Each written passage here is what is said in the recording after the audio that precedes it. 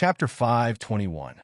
Yang Fengyin obediently nodded in agreement, but she was very disapproving in her heart. She was naturally aware of her eldest brother's character. 2 years ago, he had used force to kill a lowly servant girl from Blue Mountain Courtyard, and that family actually dared to come knocking for compensation. In the end, it was her aunt who smoothed things over. That family of reckless, lowly, and poor people probably had the grass growing on their graves by now. Yang Fengyin came out of the willow garden of the Qin and Yang family. The more she thought about it, the more unwilling she felt. She simply went to the crane garden. She wanted to see how beautiful the lowly servant girl that the two young masters fought over was. My Lian's section break. In the Eastern Palace's southern study, a ray of the setting sun fell on the window, illuminating a slender, straight, and aloof figure. Hui Feng soundlessly appeared at the door and bowed in salute. Your Highness, Mei Yi investigated from Shijiao City and seems to have discovered traces of a young lady in the outskirts of Guanlan City. According to the sedan bearer's descriptions, it's most likely a young lady. However, after she reached the capital, she disappeared without a trace. 2 days ago, Mo Lien received an urgent message from Ao Yi, saying that the box of letters in the house in Pear Blossom Alley had disappeared without a trace. He had a feeling that the little fellow had definitely gone back. It had been more than 2 years, and that "I'll wait for you" sentence was still ringing in his ears, but the little fellow just didn't show up. He just didn't know where this little fellow had run off to. Prince Mo tightly pursed his lips, his eyes cold as he looked at the snowy figure outside the window. If he had known earlier, he wouldn't have let her leave back then. Just wait, little fellow. As long as you haven't disappeared from this world, we will definitely find you. At that time, Your Highness. Xiao 11 Z cautiously walked in and weakly said, Manager Gong brought the Great King's verbal edict. During this period of time, all the servants in the Eastern Palace were on tenterhooks and didn't dare to say much. They worked under the Crown Prince's taut expression, afraid that they would be punished if they took a wrong step. Last time, the talkative servant who had been whispering behind His Highness' back, saying that His Highness was looking for a girl and was afraid that he wouldn't be able to find her. The next day, not even her shadow could be seen. No one knew where she had been taken to and dealt with. Not to mention the eunuchs and servants in the Eastern Palace who lived in fear and trepidation. Even the old officials who came to the South Study to report would occasionally be angered by the Crown Prince until their faces turned pale. His Highness was in a bad mood, and his mood was getting worse by the day. This was something that everyone knew. If they were to provoke His Highness at this time, it would be tantamount to rushing over and looking for trouble. If there was nothing particularly important, none of the officials dared to bother him. Mo Lien didn't pay attention to Xiao 11Z's report. Instead, she turned around and said to Hui Feng, Bailon Fortification said that they'll be able to cultivate a batch of seeds that can grow, but the planting period will be prolonged. But that piece of land can at least grow things. I plan to. Your Highness, this old subject is here on the Great King's orders to deliver the Great King's verbal message. Gong Chang An's voice traveled in from outside the door. Judging from his voice, it seemed to be wrapped in a trace of trembling. You're afraid, yet you still dare to interrupt me? Mo Lien's upturned phoenix eyes instantly turned ice cold. Send him in. Mo Lien turned around and walked to the seat of honor, waiting for Gong Chang and to harden his scalp and tremble as he walked into the South Study. Gong Chang and only felt his scalp go numb. He didn't even dare to raise his head as he knelt on the ground with a thud. On the orders of His Majesty, I'm here to deliver the Great King's verbal message to invite His Highness the Crown Prince to attend Old Patriarch Qin's 60th birthday banquet 3 days later. Chapter 522. There was no sound for a long time, and the southern study was so quiet that even a pin drop could be heard. Gong Chang and held the invitation in his hand, his forehead drenched in sweat as he inwardly cursed the Great King for swindling people. He hadn't wanted to do such a tedious task, but the Great King had personally ordered him to make this trip. But why was it that when father and son swindled each other, the unlucky ones were always them small shrimps? Woo-woo. Xiao 11 Z also hung his head and stood to the side, completely treating himself as a block of wood and not uttering a word. Gong Chong, An's heart thumped for a good while before he finally heard the Crown Prince's cold and low voice ring out in the study. Qin Guilu is celebrating his birthday, and he still wants us to help him? How much face does he think he can have? Let Mo Jiao go, the Crown Prince said coldly. The Crown Prince spoke coldly, and his words contained a wisp of faint ridicule. Hasn't Mo Jiao been thinking about the Vice Minister of the Imperial Wealth Temple, the third miss of the Li Fuhai clan recently? Madame Li was once indebted to the Qin estate for treating her with medicine, so she will definitely bring this unmarried third miss to the Qin estate to congratulate Qin Guilu on his birthday. This will create an opportunity for Mo Jiao so that he can quickly embrace the beauty and take a beautiful concubine home. She can quickly give birth to Consort Cheng's fifth concubine-born grandchild. Gong Chong and was flabbergasted and broke out in cold sweat. Crown Prince the Great, you're truly terrifying. Even the trivial matter of Li Fuhai's family, his wife being indebted to the Qin estate, you investigated everything thoroughly. You're so terrifying that you make people feel so pressured. I suddenly sympathize with Eldest Prince His Highness Jiao. What should I do? Eldest Prince's IQ can't even compare to a single hair on your head, so what can he use to fight with you? Mo Lien snorted. That good older brother of ours only has this skill in serving women that can be considered decent. As for the rest, don't even think about brains or strength. Gong Chong, this was full of mockery, right? After staring blankly for a moment, Gong Chong and finally kowtowed to His Highness the Crown Prince. Your Highness, the Great King has been taking aura-regulating pills made by the Qin estate's family head recently and feels much better. So he wanted you to make this trip and ask family head Qin for a few bottles of aura-regulating pills while you're at it. Even if it is, Your Highness, please make this trip for the sake of the Qin estate's patriarch.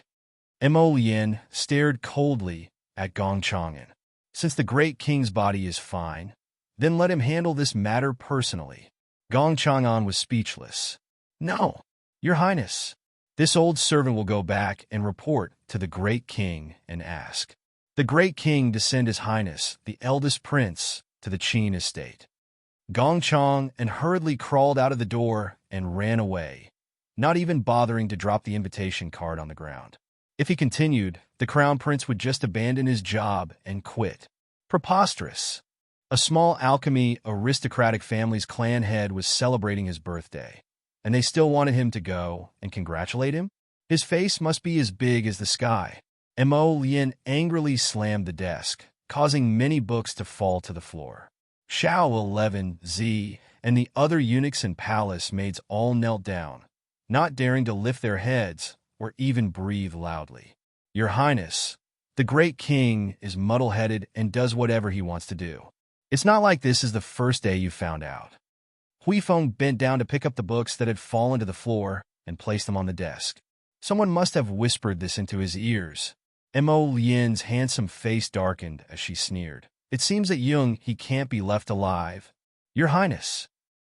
A steady and aged voice sounded from outside the door. Mr. Shangguan has arrived. The Crown Prince stood up to welcome him. When he saw a white-clothed elder with a genial face, he bowed in greeting. The elder stroked his beard and chuckled. Chapter 5:23. Your Highness, he is merely a minor character. Whether she's eliminated or not, everything is within Your Highness's control. Shangguan Jing followed the Crown Prince into the study's inner room, whispering to him along the way. It wouldn't be nice if some animosity arose between you and the Great King because of such an insignificant minor character. Perhaps you don't mind, but in the future, Her Majesty and His Highness you. Ever since he entered the palace, her favor hasn't waned for 7 or 8 years. She's a scheming woman. Unfortunately, she can't give birth to a son, so she's no threat at all. The more they spoke, the softer their voices became, and they closed the door after entering the inner room. If Your Highness doesn't want to go to the Qin estate, then so be it. With Your Highness's status, it's up to you whether you want to go to a minor medicinal patrician family. It's truly inappropriate for the Great King to trouble you to go just for some pills. As for He, just give her a lesson and a warning. Your Highness doesn't need to personally take action on this matter. Hui Feng waved his hand, indicating for the eunuchs and royal maids still kneeling in the study to withdraw. Suddenly, he heard the window frame rustle, and a pitch-black figure quietly floated in. Are you addicted to climbing windows every time? Hui Feng's eyes didn't even move, and he didn't even bother to look at the newcomer. Mei Yi flashed to the table and picked up a kettle to drink. Where's His Highness? He's talking with Sir Shangguan. Hui Feng walked to his side and looked at him suspiciously. What did you find? Mist disappeared after entering the city. Mei Yi set down the teapot and turned around with a stern and grave face.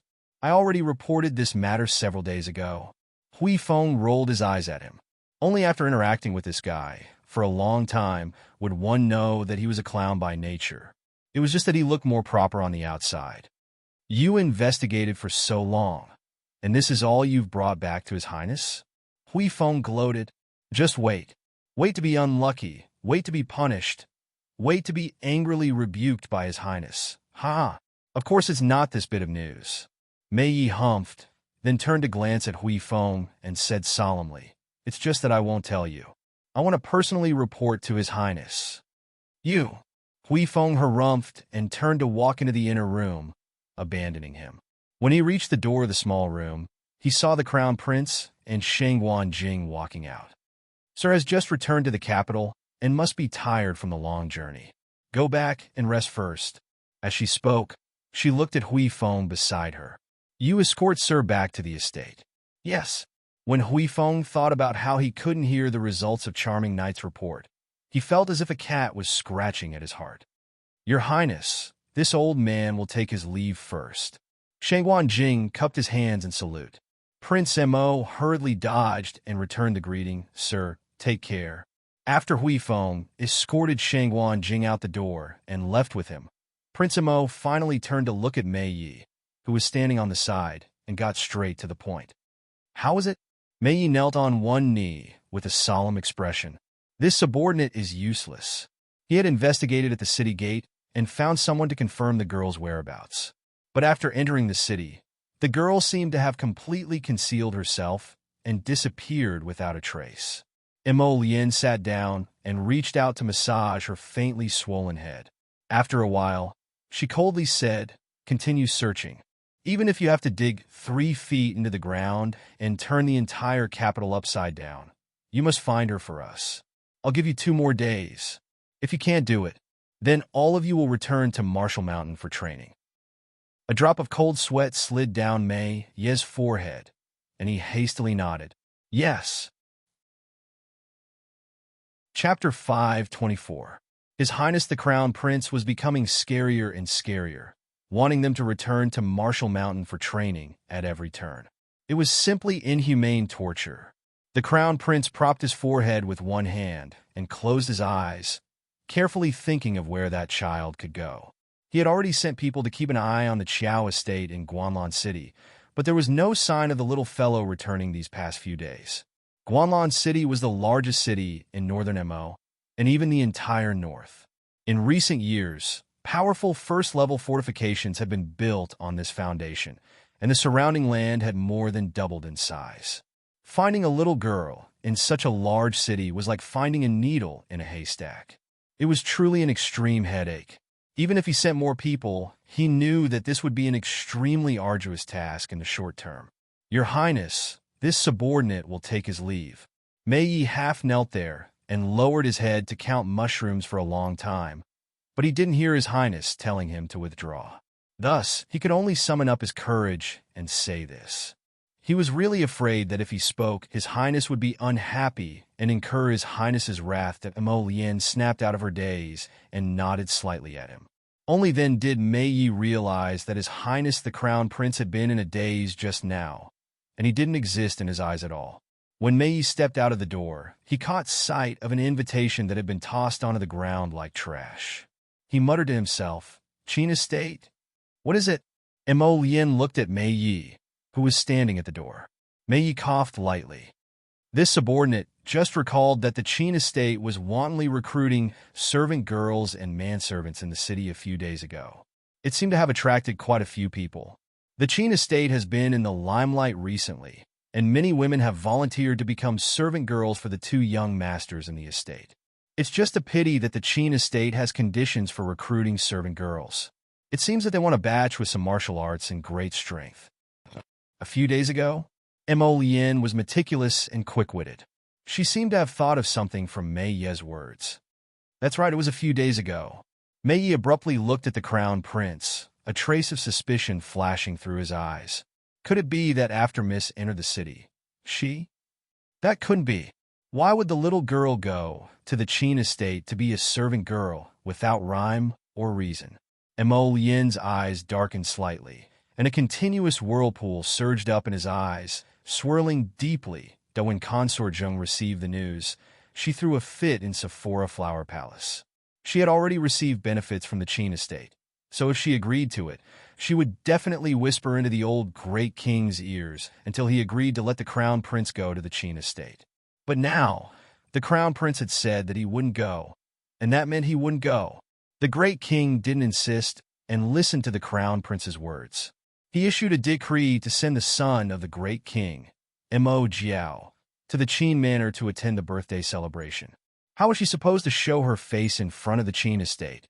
How could the great king's son compare to the crown prince?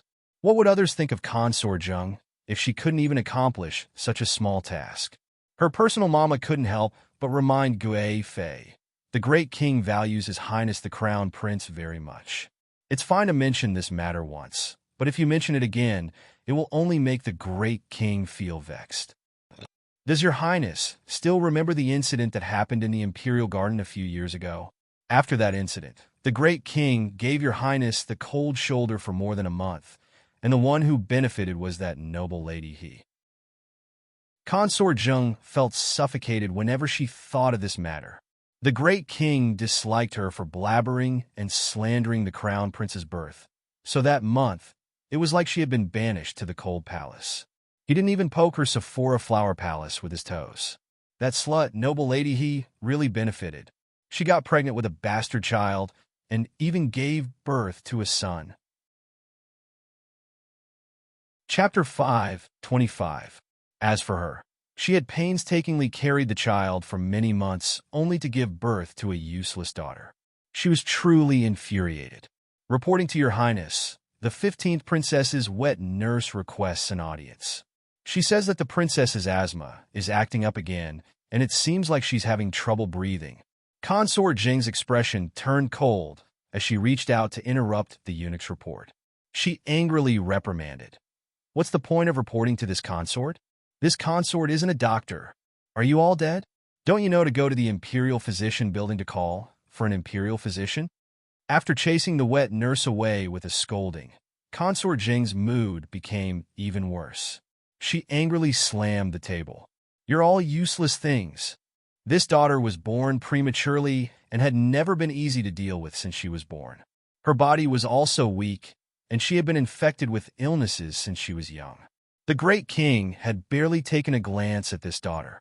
In comparison, the 16th prince, that noble lady he had given birth to, was only half a year younger than little 15th, but he was very much liked by the great king. Consort Zheng felt even more uncomfortable with this comparison. The old maid sighed. She thought that the 15th princess was also quite pitiful.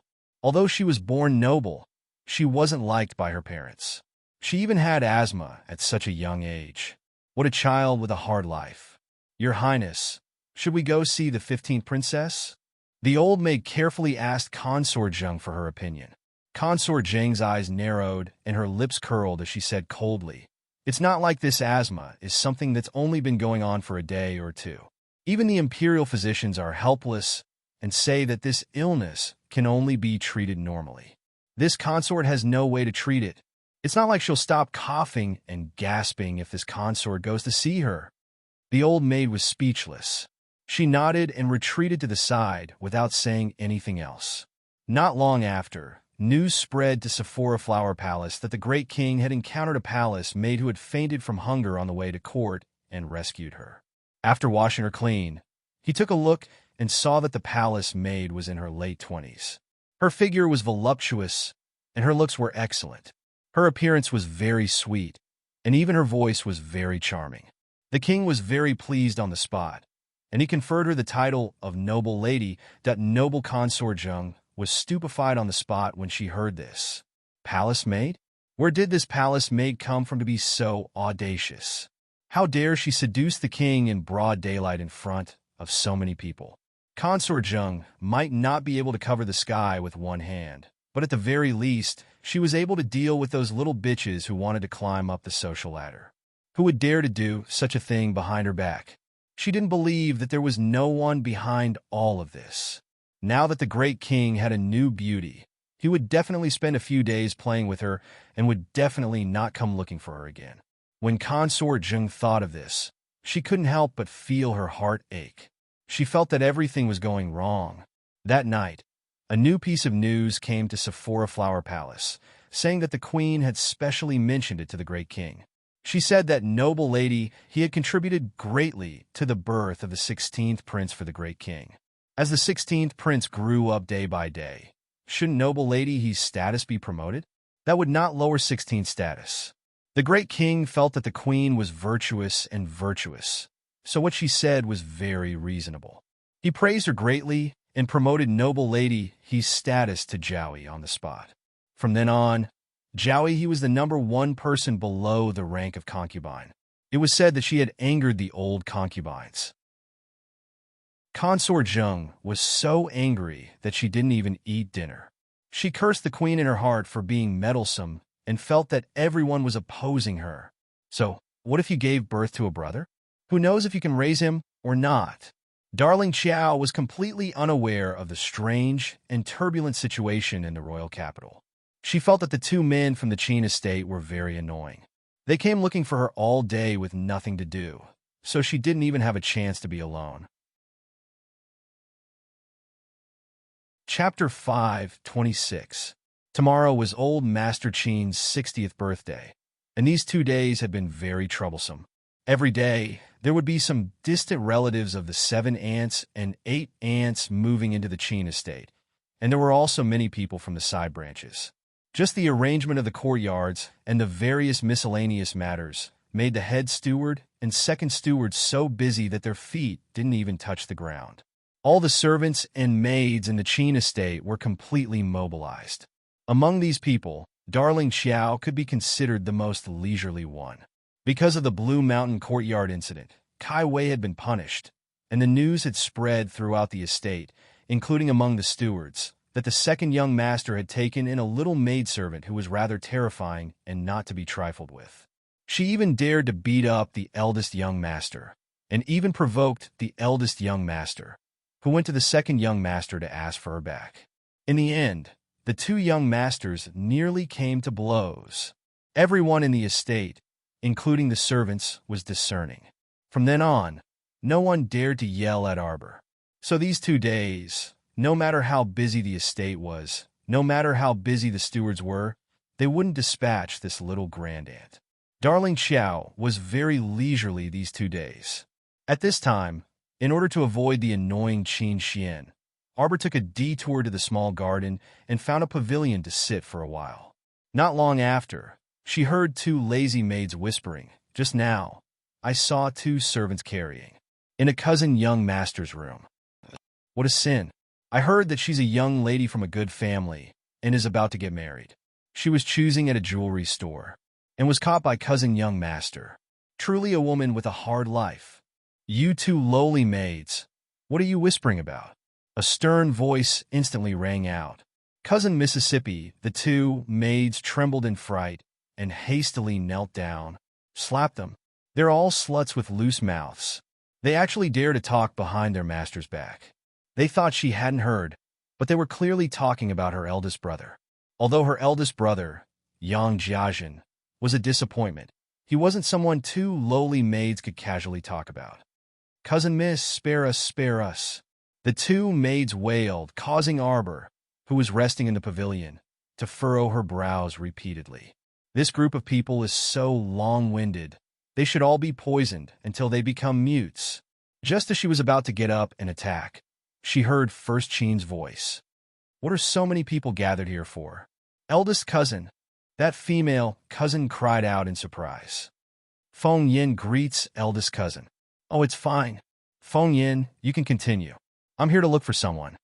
Qin Xian bypassed his blushing cousin and walked directly to the pavilion behind the rockery. Sure enough, he saw the little girl sitting in the pavilion, her eyes coldly sweeping over him. Xiaoba, let's go. I'll take you to a fun place. The eldest young master walked over with a smile in his eyes. I'm not free. Arbor flatly refused. The eldest young master, who had been rejected by our dear Xiao Mu 15 to 16 times in the past 2 days, was already used to the little fellow's manner of speaking. He didn't get angry when he heard her words and walked into the pavilion. Today, Hualing Street is holding a medicinal pill appreciation conference. There will also be some high-quality medicinal cauldrons for sale. Let me tell you, it's really fun. If you don't go, you won't be able to see the good stuff. What good stuff can there be?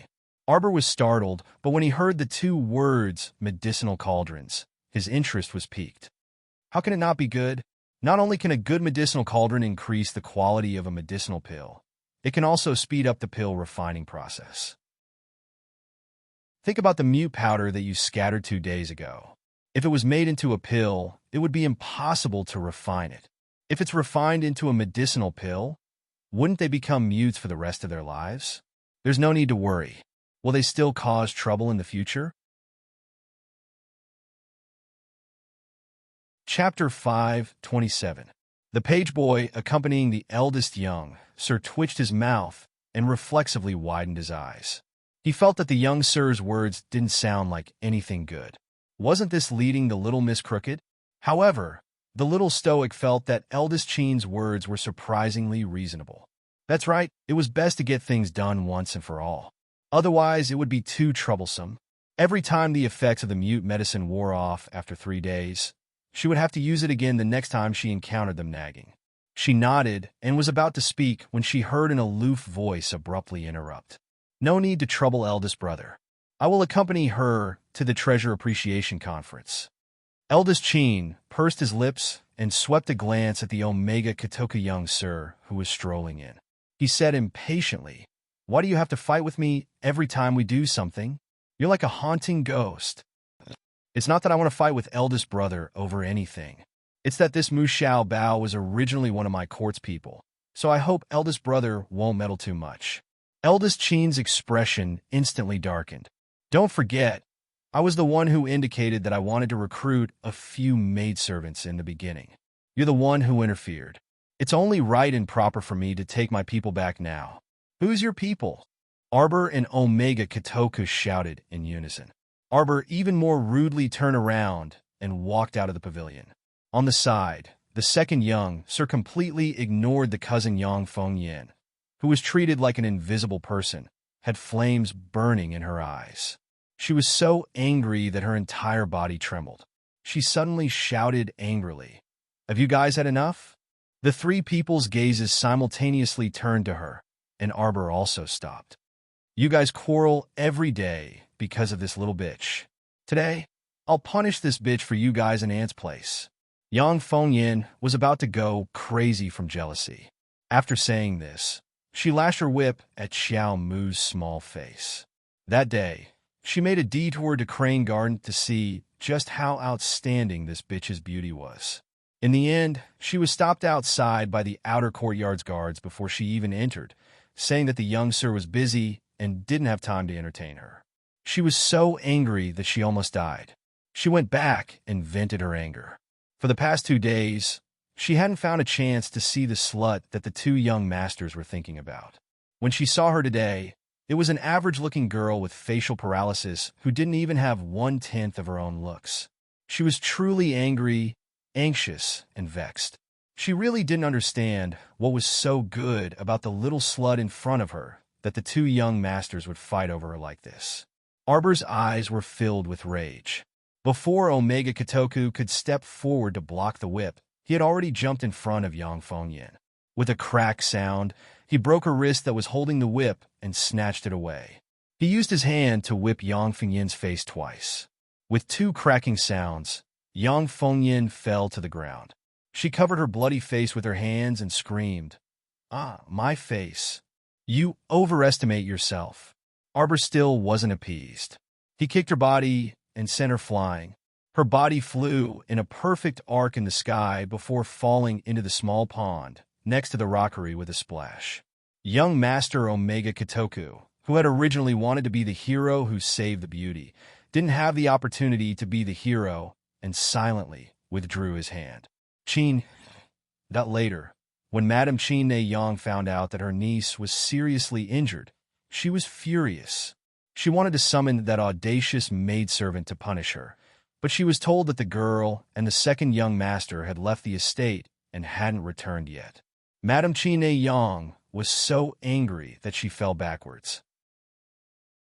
She directly complained to old Master Qin, but she was scolded. He told her to keep her niece and nephew in check and not smear the Qin estate's reputation all day long. Old Master Qin was vexed and conflicted over whether to invite the crown prince. So who had the time to care about this trivial matter? Chapter 5:28. At this time, the lanterns were lit and the night was waning. There was a sea of people in front of Wuruan Elixir House on Hualing Street. Everyone, the Elixir Appreciation Conference will be held for 5 days in a row in Wuruan Elixir House. Everyone can participate. On the 4th and 5th days, there will be an auction of precious elixirs and cauldrons every day. I hope that everyone here will honor us with your presence. The middle-aged man who spoke had a smile on his face. He should be the deacon of Wuruan Elixir House. No matter who you are or what your background is, as long as you think that you have a good elixir, you can take it out and share it with everyone.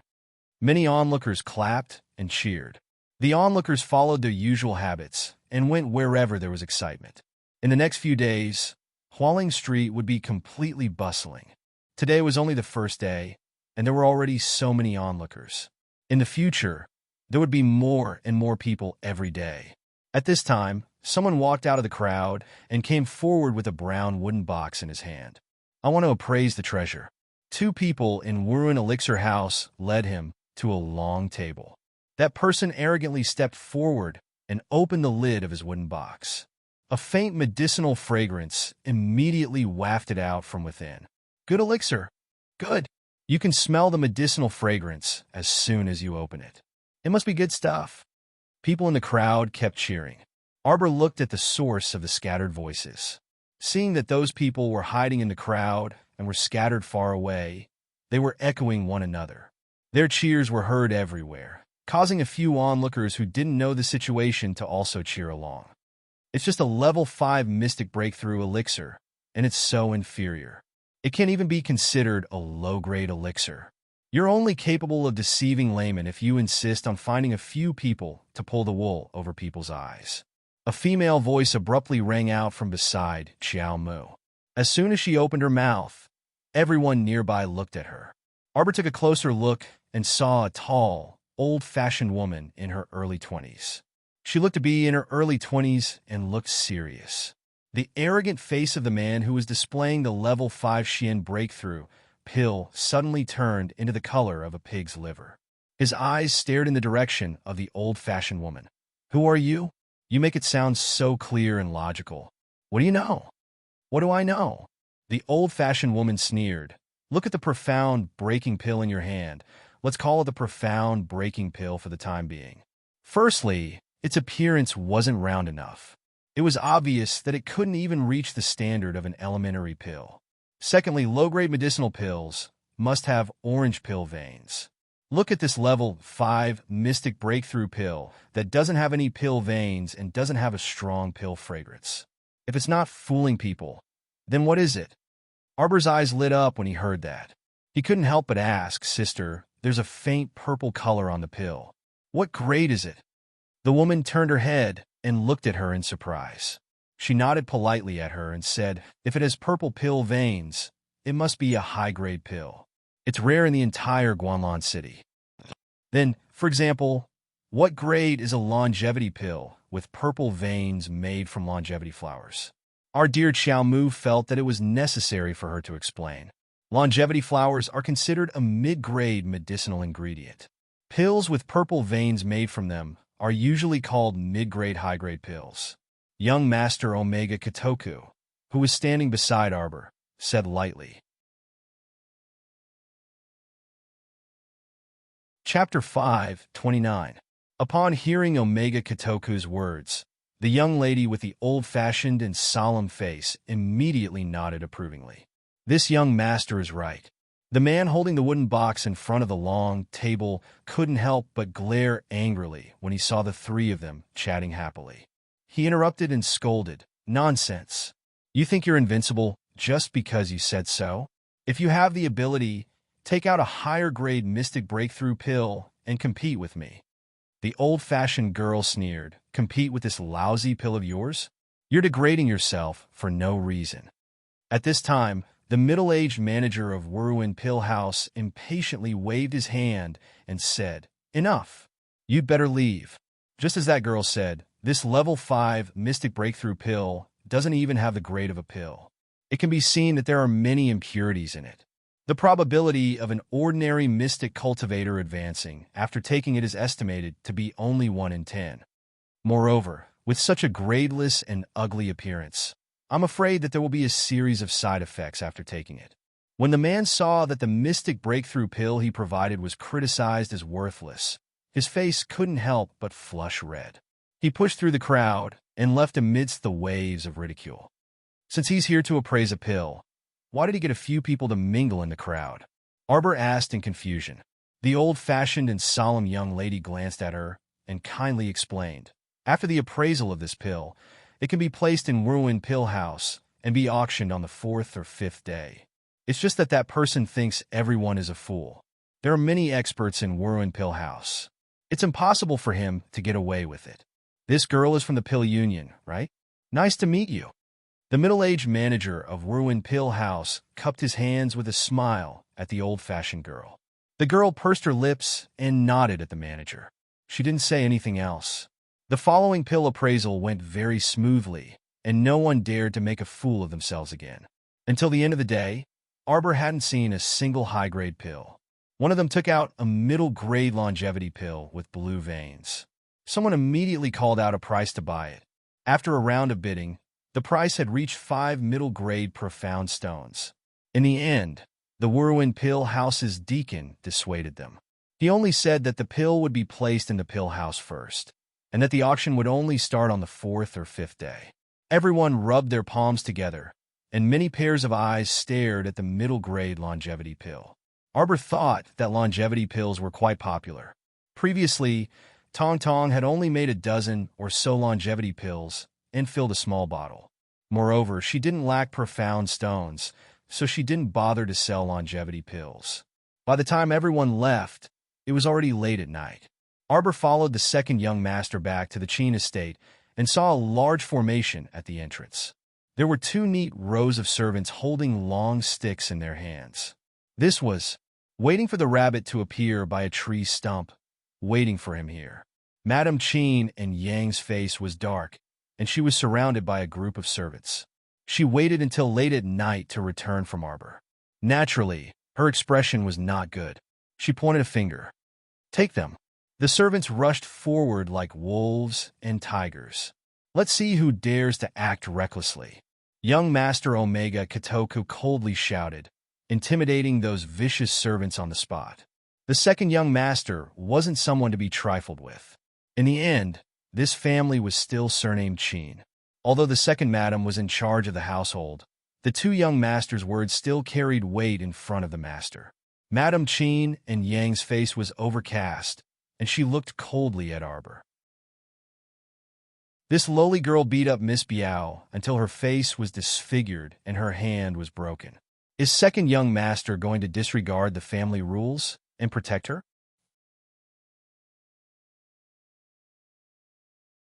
Chapter 5:30. Only the heavens knew how much her heart ached when she saw Yang Fingyin's face with 2 whip scars. That lowly girl didn't know how to control her strength, and Fingyin's face was scraped so deep that her bones could be seen. It could be seen how ruthless that little bitch was. Although she couldn't get anything good out of the master's side, Madame Qin still couldn't hold back her anger. Thus, after thinking it over, she still gathered a group of servants to wait for them at the door. They were determined to capture that bitch and bring her back to be whipped 1,000 times before selling her off. Yang Fengyin was insolent and spoke rudely in front of this young master. I was the one who ordered people to beat her. Does Madam also want to beat and kill me? Omega Kotoka's cold voice fell into Madam Qin and Yang's ears, causing her heart to tremble for no reason. Madam Qin and Yang laughed awkwardly. Second young master really knows how to joke. This madam has already inquired about this matter. It's all because that lowly servant refused to submit to cousin Mrs. Discipline. She actually dared to hurt people. Madam Qin and Yang pointed in the direction of Arbor. In the end, she clearly saw the latter roll his eyes at her. Was the heavens really going to be turned upside down? I'm sleepy. Couldn't she go back to rest and sleep properly? It was so late at night, and there was no end to it. How troublesome. Arbor kicked the snow under his feet with an impatient expression. Young Master Omega Kotoku also became impatient. All right, if you have any dissatisfaction, you can talk to Father. Everyone move aside.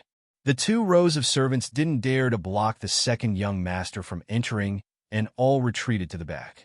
Madam Qin and Yang was so angry that her chest heaved up and down, and her face turned dark red. Second young master, are you determined to stand in front of me and stand up for this lowly servant? Omega Kotoku coldly glanced at Madam Qin and Yang. I want to save your lives. Tomorrow is Father's birthday. If you die here today, who will have the patience to entertain those madams and noble ladies tomorrow? Omega Kotoku's words made Madam Qin and Yang feel a chill down her spine. Her entire body trembled, and she was so angry that her chest puffed up. Her eyes immediately exploded with rage. Oh, is that so? Since that's the case, I want to see if second young master will really draw his sword against his stepmother for this lowly servant if I insist on killing her today. Madam Qin and Yang pointed in the direction of Arbor. She was so angry that her red eyes bulged. Hold down this lowly servant for me. Beat her to death. The servants were sandwiched between the madam and the second young master, and were in a dilemma. Hearing this, they could only brace themselves and go forward to capture Arbor. Xiao Mu's small stoic face instantly turned several degrees colder.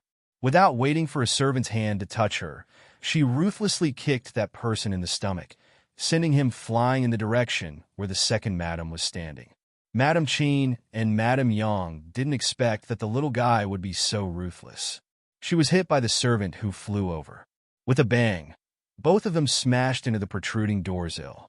With a crisp crack, Madam Qin and Madam Yang's waist bones immediately cracked. She immediately let out a miserable howl and fainted. When First Qin rushed over after hearing the news, he saw a group of servants surrounding a stoic-faced little girl with horrified expressions. They were ill at ease and didn't know what to do. What are you all crowding around here for? First Qin irritably roared. Do you have nothing better to do in the middle of the night? What are you all blocking the door for? Eldest young master. This maidservant by second young master's side knocked Madam unconscious. First Qin looked at Omega Kotoku and saw that the latter was expressionless.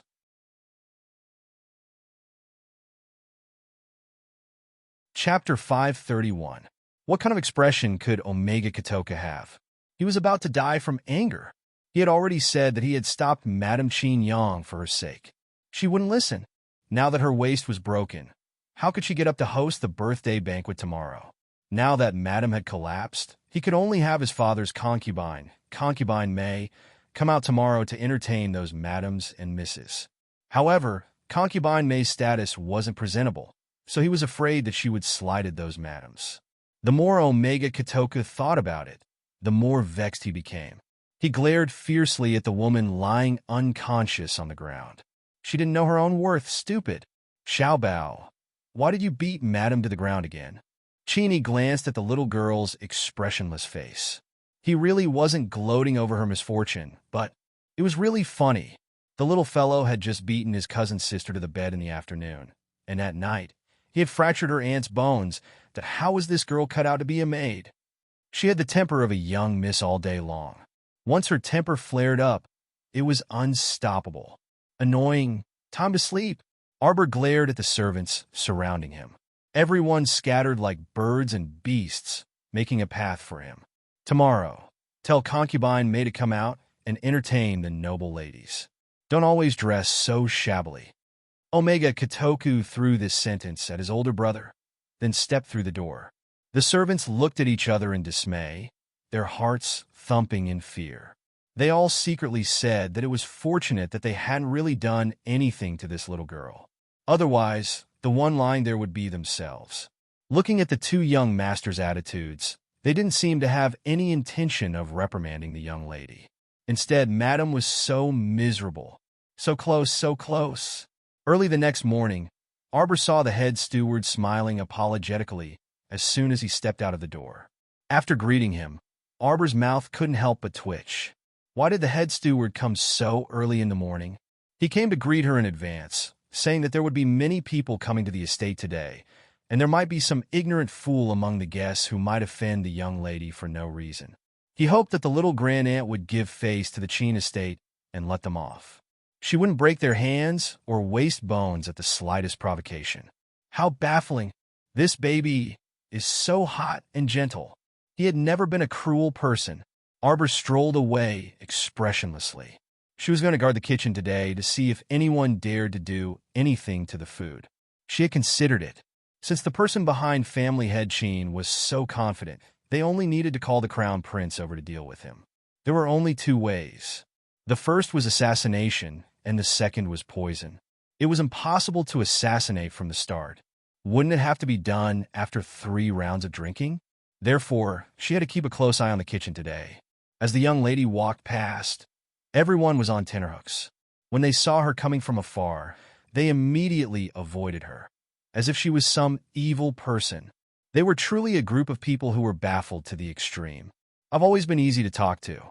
What made you think that I'm a violent and scary person who would beat people up for no reason? Preposterous. Darling Xiao angrily turned a corner and saw a plump figure carrying 7 to 8 potted plants of various sizes quickly walking towards her. Xiang Yuan. She remembered this young lady's name. Among the maids who came in with her, this Xiang Yuan was the most cowardly and easily bullied. Because of her large build, she was always ostracized by the other maids. However, darling Xiao quite liked this young lady who had a carefree personality.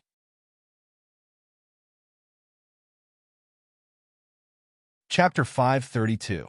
When these maids saw her, they gave her a "I can't talk to you at all" expression, as if she really wanted to chat with them. Only Xiang Yuan didn't despise her and was willing to talk to her, even giving her pointers. Ah, little treasure, little treasure. Xiang Yuan was also happy to see Arbor, but she was holding so many flower pots with both hands, even moving her chin here and there. Her entire body was stiff and couldn't make any big movements. Arbor got angry when he saw her cowardly appearance. Why didn't you take a small cart to transport them? She must have been bullied again. Look at her. What's the use of being so big? If it were her who would dare to trick her like this, she would punch them one by one, and even if she couldn't beat them, she would scare them. That bunch of cowards, if you intimidated them too much, they wouldn't dare to make any more small moves. It's fine, it's fine. Xiang Yuan smiled foolishly. Little treasure, I'm a little busy. I still have to send these to the front yard. You go play first. Let me help you. This fellow simply couldn't bear to look at her. Arbor saw her drop a pot of flowers and stretched out his leg to catch it firmly, then flipped it over to his hand. No need, no need. Xiang Yuan hurriedly shook her head and looked at Arbor with a bunch of pots in her arms. Come, put it in my hands, I'll carry it over together. Come on, put it on your head. Arbor looked at her in annoyance. With so many pots in her arms, where would she put them? All right, I'll go with you. Give me 2 more pots. Arbor was expressionless. No need, no need. Xiang Yuan shook her head again. I can carry them. They're heavy. You have thin arms and legs. Don't fall on them. Arbor's mouth twitched. I'm actually not that weak. The snow stopped, but there was a thick layer of snow on the ground that hadn't melted.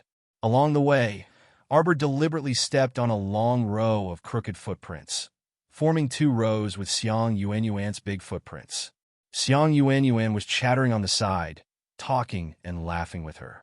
The cold wind was blowing on her face, but it was not very cold. Turning into a long corridor made of red cedar wood, the two of them creaked on the floor as they walked forward. From afar, they saw a group of distinguished guests coming towards them. Please, please, the banquet hasn't started yet. Everyone, please follow this old servant to the landscape hall for a short rest. The second steward, who had his head lowered and waist-bent, led a dozen or so people along the way. They were all young masters. The young ladies and madams had all been taken by concubine, made of the snow pavilion to admire the plum blossoms. The second steward had long seen Mu Xiaobao, this little grand aunt, and secretly cupped his hands in greeting with a fawning expression. Xiaomu wasn't someone who liked to stir up trouble, so she and Xiang Yuanyuan both moved to the side of the corridor to make way. The corridor itself was not spacious, but it was more than enough for two people to pass through. It was just that the area Xiang Yuanyuan occupied was a little big that when one of the young masters with oily hair and powdered face passed through, his elbow accidentally touched Xiang Yuanyuan's stomach. Xiang Yuanyuan immediately sucked in a breath, sucked in her stomach, and shrank back. That noble young master, however, retracted his hand in disdain. His thick eyebrows furrowed, and he angrily glared at Xiang Yuanyuan's face. Lowly servant, don't you have eyes? A piece of fat pork dares to tease this young master. Something happened. The second steward's tears flowed out in an instant, sure enough, in the next second, he saw the little grand aunt standing in front of Xiang Yuanyuan and fiercely kicking that powdered young master's stomach, sending him flying heavily. With a crash, he drooped halfway down the corridor's railing. This grand aunt still hasn't vented her anger. She directly smashed the big flower pot in her hands onto the back of that unlucky young master's head with a crash.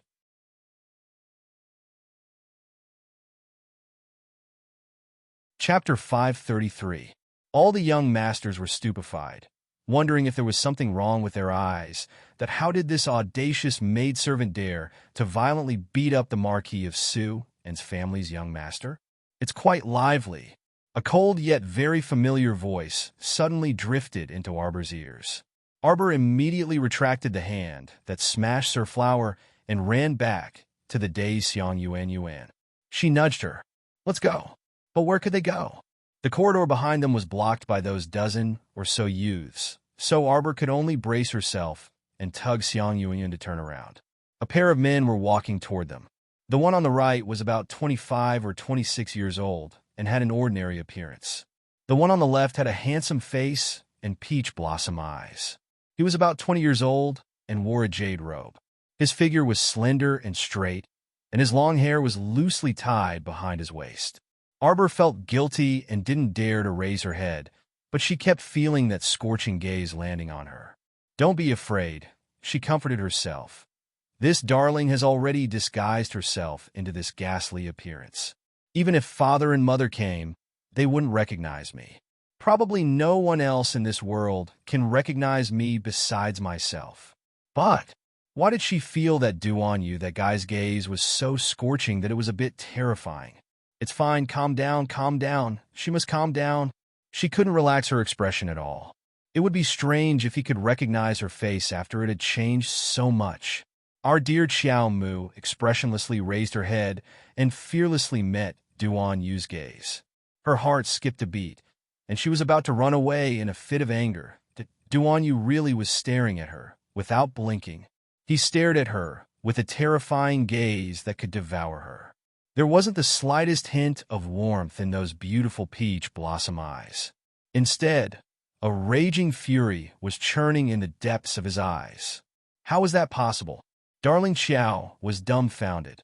She had already disguised herself to this extent, so how could he recognize her with a single glance?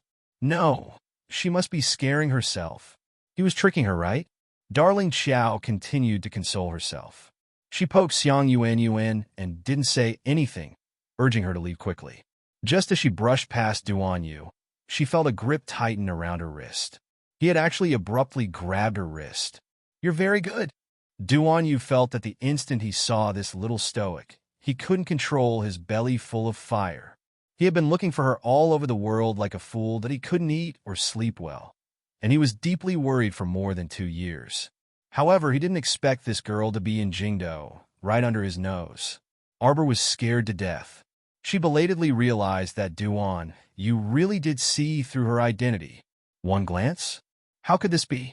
Her disguise was so perfect. The second manager ran over in tears and stopped Duan Yu, apologizing profusely. Sorry, young Master Duan. Sorry to disturb you. This old servant will take you there now. Arbor saw that the second steward was blocking him and took the opportunity to run away. He heard the second steward roaring angrily behind him. Stop right there. Run? Let's see where you can run to. Arbor ran out of the long red cedar corridor and saw Situ walking over after turning a corner. Situ was taken aback. He opened his mouth and greeted her, little junior sister. Arbor was completely stupefied. She ran all the way to the garden and kept looking at herself in the pond. What was going on? Even Situ could recognize her at a glance. What exactly went wrong with her perfect disguise? On the other end, Situ was dumbstruck. Just now, he actually saw a little junior sister who had disappeared for more than 2 years. Were his eyes playing tricks on him? Hurry, hurry, hurry. Hurry and report to the Lord that the Crown Prince's carriage is about to reach the main entrance. An excited servant shouted all the way. The Qin family patriarch, who was frowning and didn't know how to report to his superiors, abruptly jumped up from his stool when he heard this, and his eyes flickered. Hurry, call the 2 young sirs and follow me to the main entrance to welcome him. Didn't they say that they weren't coming? They had already received definite news from Consort that the Crown Prince wouldn't be coming, and they had already welcomed His Highness the eldest prince, Mo Jiao. Who would have thought that His Highness the Crown Prince was truly an unpredictable person?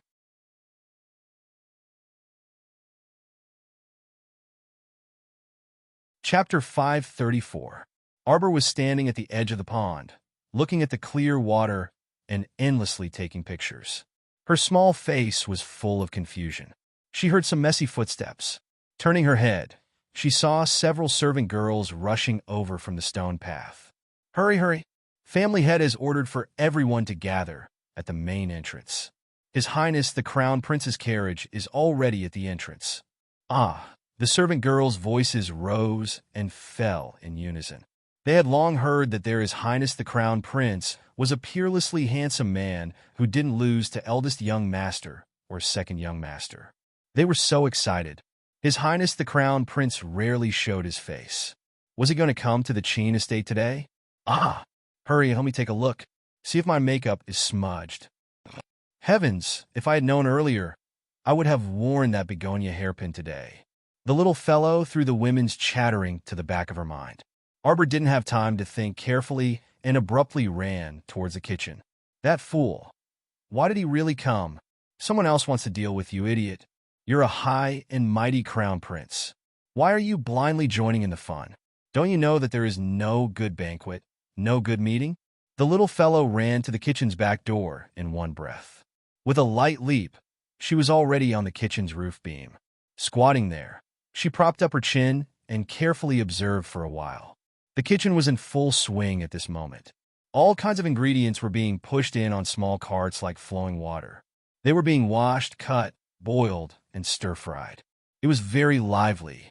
The head steward who controlled the entire kitchen was currently yelling back and forth. Hurry, hurry. Why are your hands and feet so slow? I told you to hurry up and wash. It's about to be cooked. The guests are all in their places. The banquet is about to start. Everyone, hurry up. Ah, hurry, hurry, hurry. Arbor squatted on the beam and impatiently pursed her lips. On second thought, if this banquet was messed up and the atmosphere was foul, wouldn't a certain person run back to the palace in a fit of anger? Our dear Xiao Mu blinked, and her gaze fell on the dishes that were lined up and ready to be served. A talisman suddenly floated out of his fingertips. The little guy silently opened the talisman, and his figure suddenly disappeared from the beam. Not long after, a bowl with a lid slowly floated up into the air. It floated in the air, and some of the seasonings nearby also flew over. Soon, A bunch of oil, salt, soy sauce, and vinegar were sprinkled in. Middle-grade invisibility talisman. Invisibility lasts for 15 minutes. It is ineffective in front of people with a higher cultivation base. After she had opened the fourth jade slip, she had learned a few new middle-level talismans. The Vajra talisman was one of them, and the invisibility talisman was the second. After adding a lot of ingredients to each plate, Arbor felt satisfied. After squatting for a while, Arbor found nothing unusual. He couldn't help but feel somewhat puzzled. Could it be that family head Sheen didn't plan to poison the food and instead planned to assassinate him? However, the poison was indeed a little low-end. The Crown Prince had a specialized apothecary by his side, and everything he ate would be tested first. As Xiao Mu thought this, she floated out of the kitchen and headed towards the Qin estate's central courtyard. She wondered what their expressions would be when they ate the spiced dishes later. If Duan Yu, that germaphobe, ate a mouthful of mud, his expression would definitely be exceptionally spectacular. At this time, the Qin estate's patriarch was bowing to welcome Prince Mo at the wide-open main entrance with his family members. The guests who had heard the news also came forward to greet him. Mo Lian alighted from the carriage and coldly stared at family head Qin, who was at the front of the procession.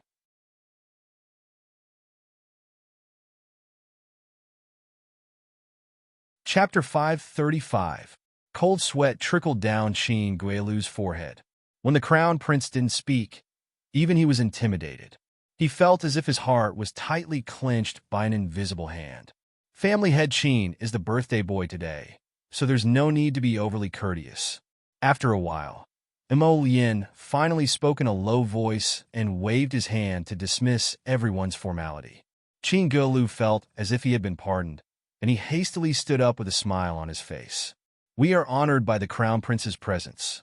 Your presence brings light to our humble dwelling. Please forgive us for any neglect. Family head Qin, there's no need for pleasantries. We came today to... the Crown Prince has come.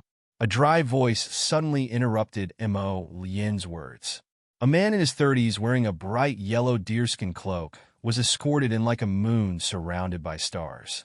Mo Lian coldly swept a glance at him. Eldest royal brother.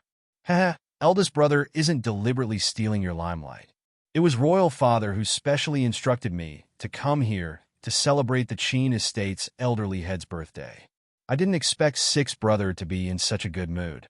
That's right.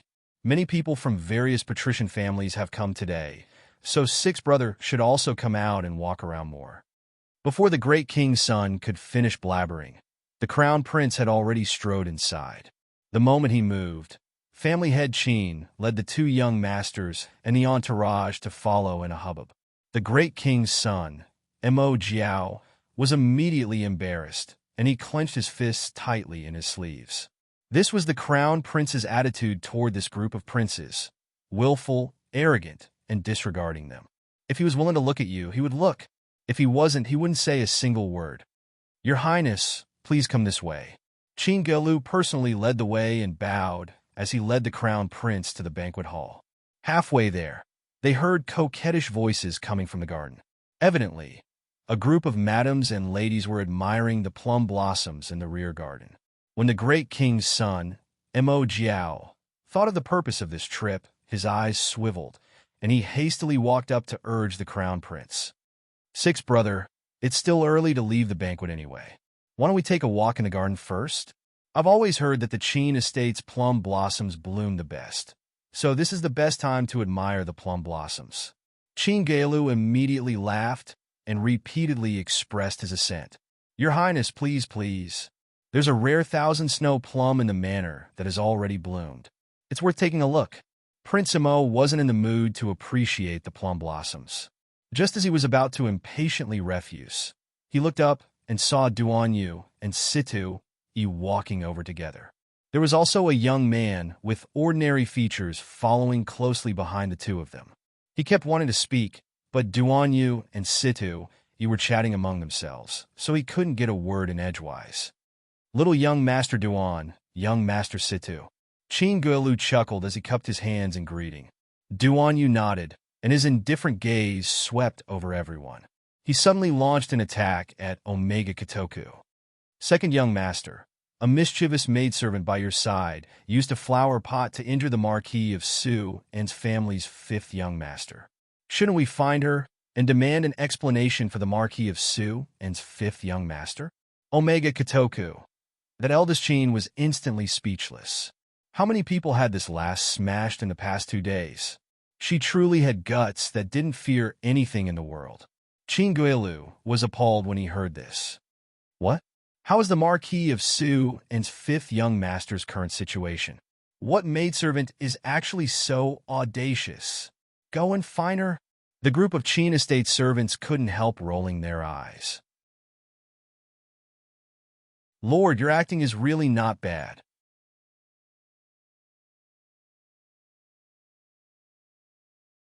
Chapter 536. Didn't you already know who it was?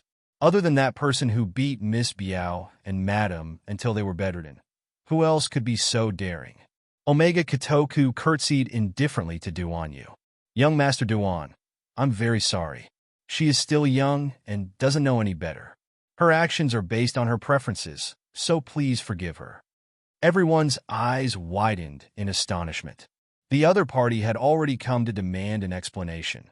So was it all right for young Master Omega Katoku to be so protective? What kind of maidservant was raised to be so audacious? Were you sure she was a maidservant and not eldest miss? Duanyu's eyes shot out flames of fury. Look. What kind of lousy matter was this? Omega Katoku's attitude of taking responsibility for darling Xiao, no matter what happened, made people loathe her for no reason. Emolian glanced at Duanyu with a frown. Why was there something wrong with this guy today? Insulting someone's maidservant for no reason? Come to think of it, he wasn't such a senseless person. At this time, a commotion broke out in the garden. A maidservant came to report that Miss Qianqian of the Talisman Patrician family and Su Mingzhu, the third miss of the Marquis of Placation's estate, got into a fight in the rear garden, and the servants from both sides couldn't restrain the two misses. Everyone looked at each other, bewildered. Chin Guilu only felt his head throbbing. The birthday banquet hadn't even started yet, so what kind of trouble was this? He recognized this maidservant as Concubine May's personal maidservant. The matter must have developed to the point where even Concubine May couldn't handle it, so she hurriedly came to report. When the great king's son heard this, he was energized and hastily said, then quickly, let's quickly go take a look. It wouldn't be good if she injured someone.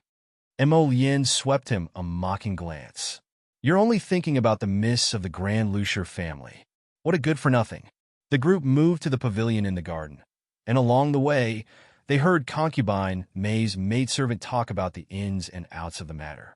Everything was originally quite good.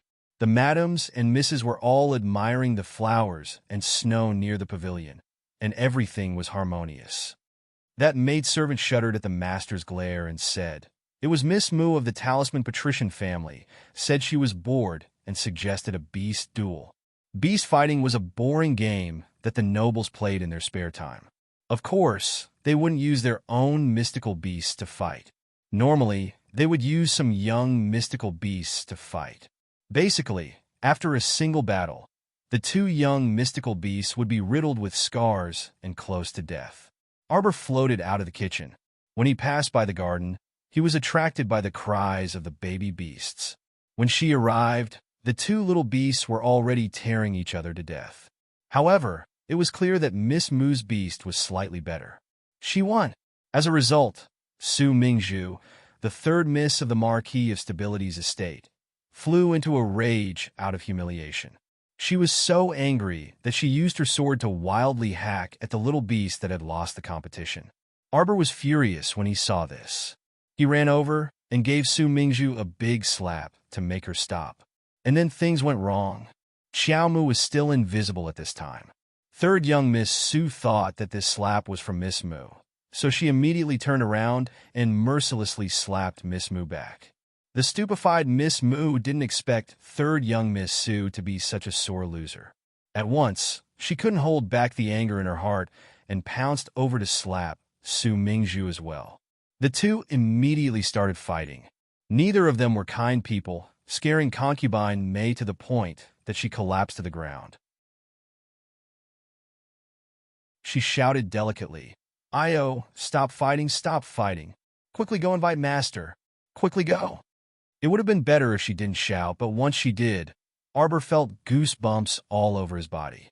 He immediately thought that this voice was the same as that night, when she snuck into the Qin estate and heard through the window.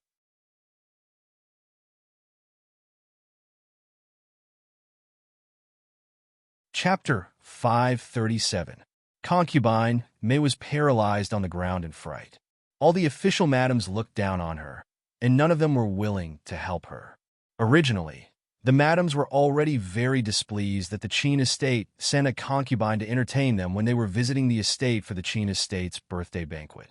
Now that they saw concubine May acting like a coquettish concubine who couldn't be shown in public, they felt like they had eaten a fly and looked down on her even more. Madame Mu sat there motionlessly with a smile and didn't stop her daughter. In any case, her daughter wouldn't suffer a loss. That Su Mingzhu simply wasn't her Qianqian's match. Her eyes contained a layer of frost as she coldly gazed at the third miss of the Marquis of Placation's estate. A mere miss of a declining Marquis's estate dared to attack her daughter. She deserved to be taught a lesson. When the servant shouted, "His Highness the Crown Prince has arrived," our dear Xiao Mu, who was watching with relish, jumped in fright. She immediately turned around and fled in a panic. She felt like there was a row of piercing gazes on her back that burned her. "Fuck, I've already turned invisible, so why can't I escape your discerning eyes?" Our dear Xiao Mu ran very quickly, but how could she compare to the Crown Prince's terrifying speed? Just as he leaped over, his hand was already about to grab her wrist. Our dear Xiao Mu hurriedly threw several speed talismans on herself and fled like a wisp of smoke. The Crown Prince didn't chase after her and stopped, his gaze lingering as he gazed in the direction she ran off in. "Huh, you know how to feel guilty now. You even dared to avoid me. You really are a naive darling. You think you can run away after showing yourself? Your Highness." When Mu Qianqian saw the Crown Prince dashing in her direction, her maiden heart nearly leaped out of her chest. "I am fine. Your Highness doesn't need to worry." Mu Qianqian blushed as she gave a coquettish laugh. She thought that the Crown Prince was dashing over because he saw that she was being bullied, that she thought that His Highness the Crown Prince was worried about her.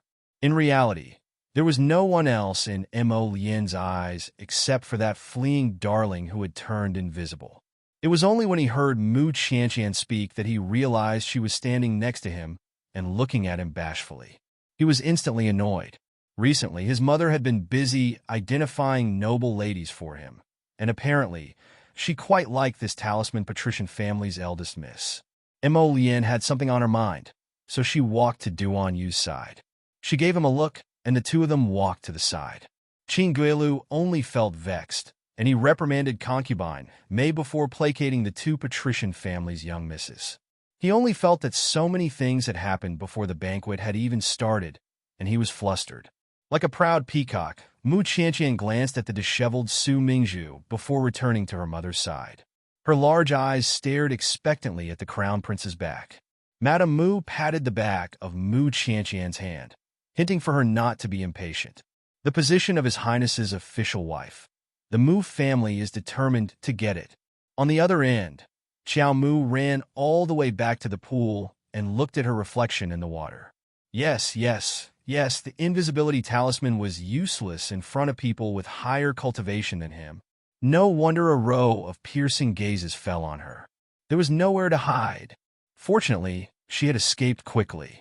Otherwise, wouldn't she have been caught? Ba. Why was she feeling guilty? Why did she have to run away? At worst, she would just be caught. Once she thought of being caught, a certain person started feeling guilty again.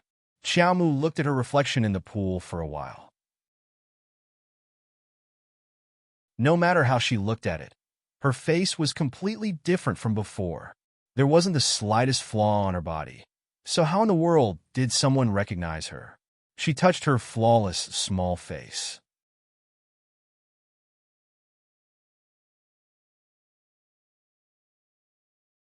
Chapter 538. After the banquet started, the atmosphere was still peculiar. The crown prince was silent, so no one dared to casually speak loudly. Qin Galu coughed in mock embarrassment and respectfully reminded, "Your Highness." The crown prince looked up and nodded at the 2 rows of guests below. Today is family head Qin's birthday, so there's no need to be reserved. Let's eat. It was only then that everyone picked up their chopsticks with relaxed expressions and casually tasted the food. Afterwards, poo-poo, poo, puffed, cough, cough. All sorts of strange spitting sounds came from the mouths of these aristocratic family disciples. Everyone speechlessly looked at the dumbfounded Qin Guilu and saw that his face had turned green after tasting a mouthful of food. They didn't know whether to spit or not. This mouthful was so splendid. It felt like a seasoning bottle had been knocked over, and there were all sorts of exotic flavors. Oh, and he even ate a mouthful of dirt.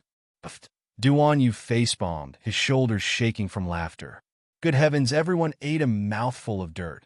This truly was so joyful. Thankfully, he had picked up his chopsticks late. Look at the crown prince's eccentric expression. Ha ha ha ha. Serves you right. You're out of luck. It's all your fault for spoiling you, so you deserve to eat dirt. Thinking back to the invisible figure he saw in the garden just now, it was easy to figure out who had done this good deed. Qin Gelu immediately turned pale with fright and knelt before the crown prince. He didn't even dare to raise his head or look at the crown prince's eccentric expression. "Your Highness, please forgive me. It was this one's incompetence in controlling the servants that caused the situation in the main kitchen. Rest assured, Your Highness, this one will definitely find the mastermind as soon as possible and punish them severely." Mo Lien gracefully accepted the plate handed over by the junior eunuch beside her and silently spat out the foreign substance in her mouth. She waved her hand at Qin Guilu and said, "Rise. It has nothing to do with you." Qin Guilu immediately felt as if he had been pardoned, and he stood up while wiping the sweat from his forehead, thanking her profusely. "Where's old fifth of the Marquis of Su An's estate?" the crown prince suddenly asked. His gaze met Duan Yu's for a moment before looking away. The Marquis of Su An's estate's 5th young master, whose head was wrapped in bandages and who looked extremely miserable, was immediately dragged over. The 5th young master's face was full of confusion. He did not understand what was going on.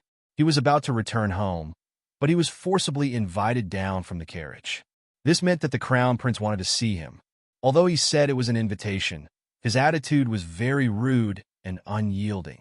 This was the crown prince's style of dealing with people. Young Master Omega Katoka's brows slightly creased. Just now, it was he who had quickly arranged for people to take care of this Marquis of Su An's residence's 5th young master, ordering people to send him back to his residence. But now, he had actually returned? Omega Katoka sensed that something was amiss. Since the beginning, the young master of the Duan family had been targeting Xiaobao, and now even the crown prince, that 2nd young master, raised his head and looked at the crown prince coldly. The latter looked back coldly. "Marquis of Su An's estate's old 5th, how is your body? I heard that you were hit on the head by an audacious maidservant." The crown prince didn't even know what this fellow's name was and could only call him Marquis of Su An's estate's old 5th. Hui Feng stood on the side, and his mouth silently twitched. The Marquis of Su An's estate's old 5th, the powder-faced young man who Yukong, was immediately overwhelmed by the favor and bowed. "Thank you for your Highness the Crown Prince's concern. This humble subject's body is fine, and I was just about to return to my residence to rest." Marquis of Su An's estate's old 5th. The Crown Prince stared deeply at the unlucky fellow wrapped in bandages below. "Don't worry. With us here, us will definitely uphold justice for you. How about I find that maidservant for you to confront her face to face?"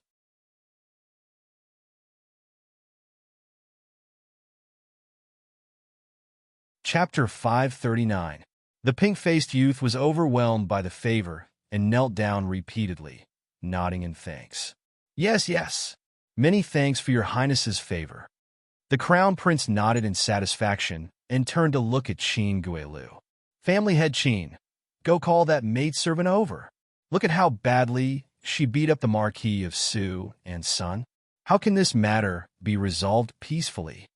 Qin Guilu's forehead was drenched in cold sweat as he furtively glanced in the direction of his two sons. Omega Kotoko beckoned to a servant and instructed in a low voice, "Go invite the miss over and tell her not to be afraid. I will deal with everything." Qin Guilu sighed in relief. He was worried that this child Omega Kotoka's temper would flare up and contradict the crown prince to his face, causing the matter to spiral out of control. Seeing that Qin Guilu sent someone to invite her over, his expression relaxed slightly, and he cupped his hands. "I've already arranged for the main kitchen to prepare a new meal.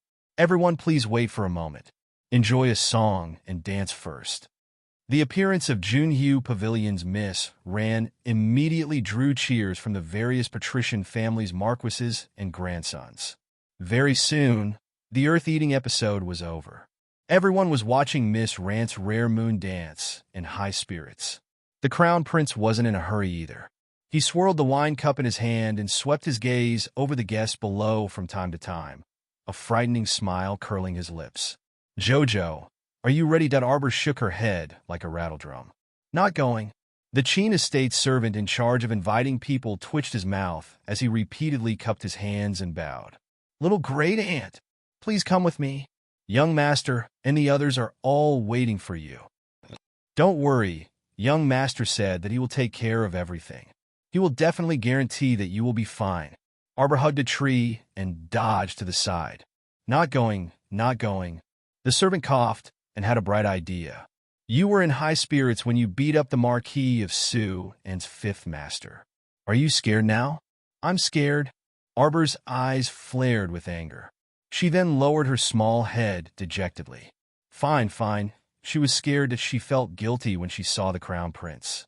2 years ago, she promised him that she would go to the capital to find him, but in the end, "Let's go, little grand." "There really isn't enough time." The servant begged bitterly, coaxing and inviting Xiao Mu to the banquet's antechamber, forcing a duck onto a perch. The male and female guests were separated at the birthday banquet. However, on the way to Arbor, they had to pass by the female guest seats and head toward the front hall. Along the way, they received puzzled looks from the ladies. What should come will come. Darling Xiao's emotions calmed down. What was she afraid of? Wasn't he just going back on his word and getting fat? Wasn't it just 2 years of hiding and not wanting to see anyone? Humph! What could he do to her? But what should I do if I'm so scared? Her small hands were inexplicably covered in cold sweat. Sob. Is it really okay to be so cowardly? When the servant went in to report, Lady Rant's dance had just finished, and the entire hall was silent. The crown prince smirked and said coldly, "Bring her in." Everyone turned their heads to look and saw a little girl with a stiff expression walking in from the front hall. From the moment the child entered, the crown prince's gaze was firmly locked on her. He stared at her intently, as if he was crazy. The fire in his heart couldn't be suppressed and shot straight up, but the little girl's hands were tucked in her small sleeves as she stepped on the limestone floor tiles and walked forward. Her expressionless face looked straight ahead, as if she didn't care about anyone at all. It made people laugh involuntarily. "Little junior sister, it's really you." Situ, he was the first to jump up and stared at her in disbelief. He still thought that he was dreaming. "Who are you?" Arbor turned around expressionlessly. When this low voice came out of her mouth, Situ, he was really stunned. Because Xiao Mu's voice had also been processed with medicine, the moment she spoke, her voice was a bit lower than her usual crisp and soft voice, and it was very deep and insidious. Seeing him stunned, Arbor couldn't help but feel secretly happy. "See, I knew it was a bluff. She didn't recognize me at all." Humph. Her flawless disguise technique. How could there be a mistake? There's a lot of content here, so don't be anxious.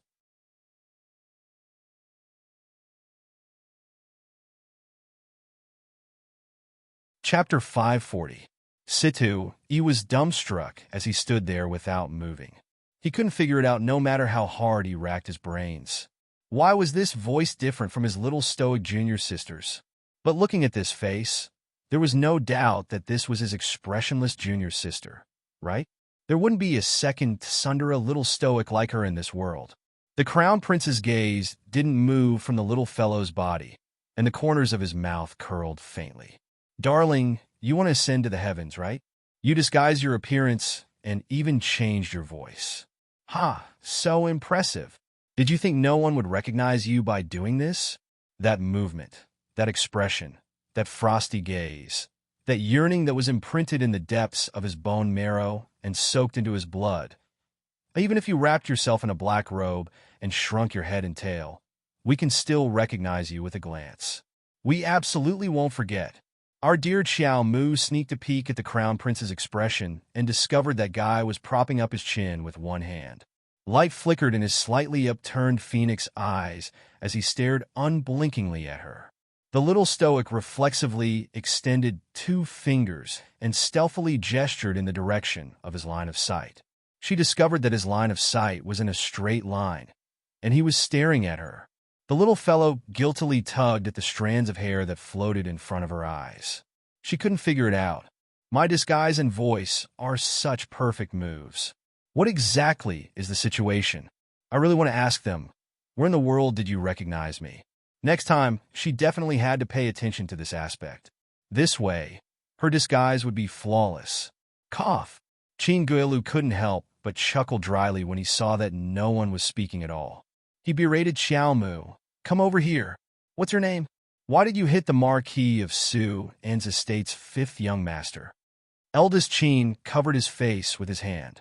He simply couldn't bear to continue watching his pretentious father. What didn't family head Qin know about every single thing that happened in the estate? He was asking the obvious. Why? Speak. Family head Qin glared angrily at a certain someone who didn't utter a word and even slapped the short table heavily. The Marquis of Su An's estate's 5th young master, Hu Yukong, whose head was wrapped in bandages and who had an extremely miserable expression, also got up from the ground and glared at Arbor with bloodshot eyes, demanding an explanation. Arbor was baffled. He thought to himself, what's going on? Didn't they call her over because the crown prince wanted to confront her face to face and expose her identity? How would she know about the 5th young master of the Marquis' estate? Ever since she bumped into Duan Yu and was recognized by him at a glance, the little stoic had been conflicted between, oh no, I was recognized, and what's going on? How did they recognize me? In the midst of all these questions, he had long forgotten about the episode where he smashed the 5th young master in the Red Cedar Promenade. Now that he mentioned something about the Marquis of Su An's estate's 5th young master, to tell the truth, she really didn't remember. Moreover, she did make a move, but she did not see the 5th young master's face clearly at all. Therefore, even though 5th young master was glaring at her like a tiger eyeing its prey, she still put on an innocent face with a blank expression. Mo Yin looked at her small face and knew that she had long forgotten about beating up the Marquis of Su An's residence's 5th young master. Duan Yu's mouth twitched as he kindly reminded, it's that person who smashed the back of someone's head with a super large flower pot in that long corridor. Yes, you're the one who smashed the back of my head. Don't think of denying it, Hu Yukong bellowed with a flushed face. Low chuckles rang out at the banquet. Duan Yu turned his head away, unable to bear to watch.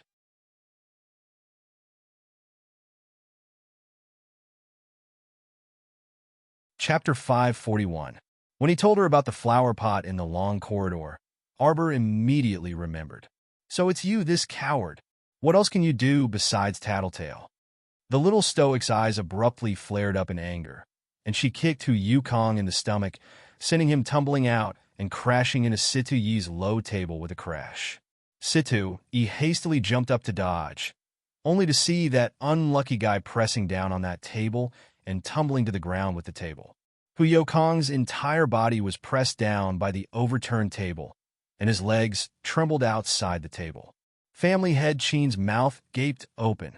Although he had heard the servants report the formidable aspects of the 2nd young master's valiant maidservant, hearing was one thing, seeing it with his own eyes was another. You. Situ Yi pointed at our dear Xiao Mu and said with certainty, you are little junior sister. Don't deny it. You, come here right now. Quickly come here. Arbor glanced at him and pattered to him. Situi pulled her to his side and raised his hand to rub her head. He was both speechless and earnest as he said, "Little junior sister, why are you so disobedient? Where did you run off to these past 2 years? Do you know that everyone was looking for you? How could you disappear just like that and suddenly play the act of completely disappearing? You really made everyone worried sick."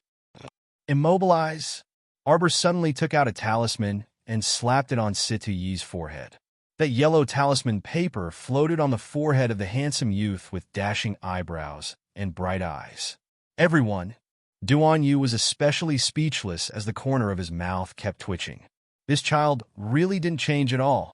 As long as she found it noisy, she would immediately use a strange method to make you quickly shut up. Situ Yi's brows twitched, and he reached out to remove the talisman floating on his face. He looked helplessly at the stoic face. "Little junior sister, senior brother is saying this for your own good. Don't be impatient and don't be silent. Only by talking can we know what happened in the past 2 years. Senior brother Situ, your cultivation base has risen again." Arbor sighed and looked regretfully at Situi. Her cultivation had also soared once, but she still couldn't stop him. Prince Imo watched Darling Xiao from afar. Although he didn't say anything, his grip on the wine glass tightened subconsciously. When? The little fellow's relationship with Situ, he was already this good? By calling him senior brother Situ, he was admitting his identity. When facing him, the little thing, who had been expressionless and trying its best to distance itself from him, had actually so readily acknowledged Situi. The anger in Prince Mo's heart was surging, with nowhere to go. Duan Yu's expression was also unsightly, as he stared at Situi from head to toe. He didn't think this guy was better looking than him? The little stoic didn't even acknowledge him. So why did she acknowledge Situi first? Why did he feel such a strong killing intent? Situ, he was confused. "Come here." Prince Mo spoke. Situ glanced in Prince Mo's direction and saw the crown prince's eyes brimming with a terrifying fury. His gaze was chillingly fixed on the hand that was stroking little junior sister's head. Situ sheepishly withdrew his hand and elbowed the little stoic. "His Highness the Crown Prince is calling you over." "Your Highness." Young Sir Omega Katoku suddenly stood up and quickly walked to Arbor. He bowed at Prince Imo. "This one was lax in disciplining my maidservant. I am willing to bear all responsibility."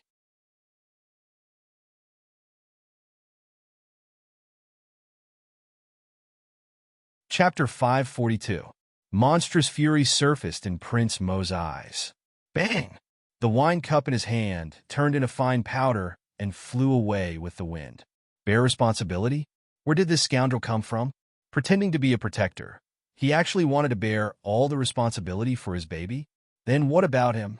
What did he Yin count as? The crown prince was enraged. Qin Guilu's eyebrows twitched, and he suppressed some anxiety in his heart. That person said that as long as the crown prince arrived, he could immediately take action. Why was there no sign of him taking action yet? Judging from the crown prince's towering rage, he probably wouldn't be able to stay in the Qin estate for long. Come, hurry and change His Highness the Crown Prince's wine cup.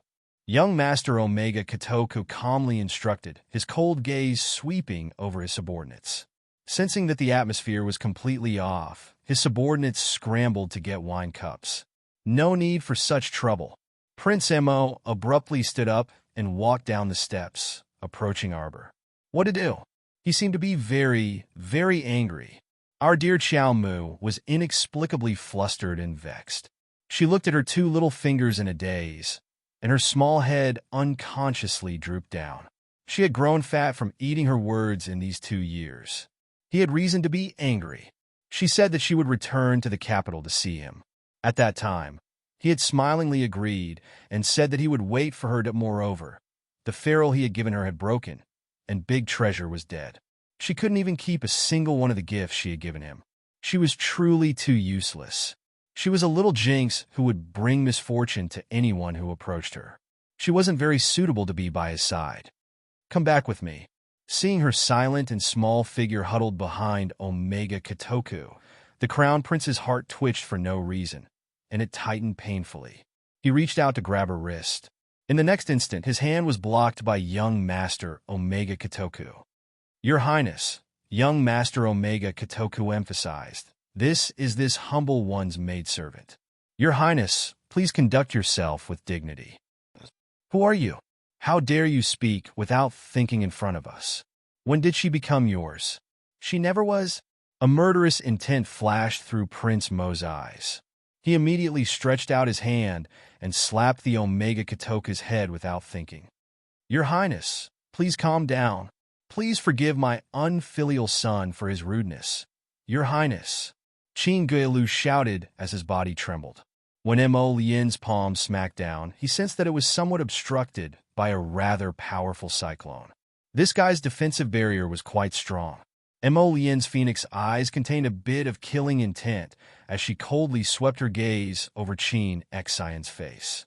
When their gazes met, monstrous waves surged in the depths of their eyes. Prince Mo immediately raised his guard and coldly glanced at the Omega Katoku. "When I first met darling Xiao, you were still nowhere to be found. Get out of my way." Mo Lian angrily shoved the Omega Katoku before scooping up a certain dazed person and bringing her to her side. "Let's go." Prince Mo angrily grabbed the little fellow's wrist and turned around to leave, dragging her along. His fingers were like an iron clamp around her wrist, so how could she struggle free? Our dear Xiao Mu blindly followed him to the entrance of the antechamber, where she saw a crowd of madams and young misses standing nearby and looking at each other from afar. Originally, the female guest lounge wasn't far away, so they all came out of the female guest lounge out of curiosity when they heard the commotion and saw this scene with their mouths agape. "Mom, who is this bitch? Why is the crown prince grabbing her hand?" Mu Qianqian's face paled as she glared at Arbor in disbelief. How could this be? The crown prince had never liked to interact with women, so why was he grabbing that bitch's hand so tightly and not letting go?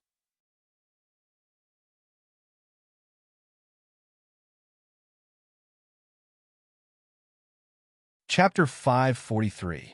All the female guests were currently peeping at the crown prince's entourage and whispering to each other when they suddenly heard a blood-curdling scream. "Help! Help!" A young man's trembling voice approached from afar. "Ow!"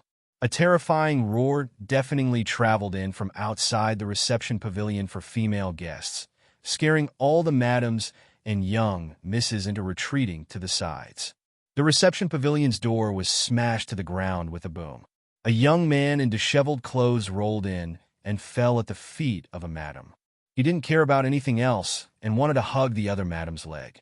"Help, help, help!" That madam was so frightened by this impetuous little bastard that she continuously retreated, her eyes filled with rage from embarrassment. When Arbor heard this person's voice, her two small brows twitched slightly. Although this person was extremely frightened at this moment, she could still recognize from this voice that this person was the man who had secretly eaten with concubine May in the middle of the night. "Ah, young master cousin," some of the maidservants exclaimed. Only then did Arbor understand that this disheveled young man with a flat nose and a round face was Madame Qin Nei Yang's treasured nephew, Yang Jiajin, who was stained with misdeeds. What was laughable was that he impatiently sought out his uncle's concubine to secretly eat and even kept his aunt in the dark. It was truly so disgusting that it made people want to vomit. "Ow!" Another half-naked woman with disheveled hair pounced in from the door. However, she couldn't be called a woman anymore. Her skin had already been replaced by pieces of black, rotting flesh. Her forelimbs crawled on the ground at an extremely fast speed, and she entered the reception pavilion in the blink of an eye. Black vortexes flickered in her eyes, and her lifeless eyes stared fixedly at her target, Yang Jiajin. Grinding her sharp teeth, she opened her mouth slightly to reveal the signature product of a zombie, fangs. "Oh my God! Why is it a zombie?" The hall was filled with chaotic screams, and the ordinary madams and young misses were truly so shocked that they turned pale and screamed continuously. "Don't be nervous, everyone. Don't be nervous." Calm down and don't run around recklessly. Don't come into contact with this zombie. Chinguelu was simply about to cry from anger. What the fuck is going on? Why were there so many things happening at his 60th birthday banquet out of the blue? Who could stand up and tell him why there was a zombie in his house? Now that the entire Guanlan city was under martial law day and night, not to mention zombies, even a mosquito wouldn't be allowed into the city. If news of a corpse puppet appearing in the Qin estate were to leak out, it was unknown how many people would be concerned about it. Perhaps the entire Qin estate would be implicated. Could it be that this was the plan that the Lord had in mind? Letting a zombie in to wantonly attack Crown Prince Imo? Would it work? He didn't look reliable at all. Uncle, save me. Uncle, save me. Yang Jiajin was only wearing half of his pants, and half of his foot was broken, as if he had been viciously bitten by a zombie. Yang Jiajin was about to go crazy. He wailed bitterly, and his clothes were disheveled as he crawled toward Qin Guilu, causing the unmarried maidens to spit several times in embarrassment and cover their eyes with their hands. He's been bitten. A few of the young masters cried out in horror. Quick, isolate him. Isolate him. Don't let him come over. Uncle, save me. Uncle, uncle. Aunt, where are you, Aunt? Ah, save me. Save me. Roar. That zombie suddenly attacked and pounced on Yang Jiajin's back.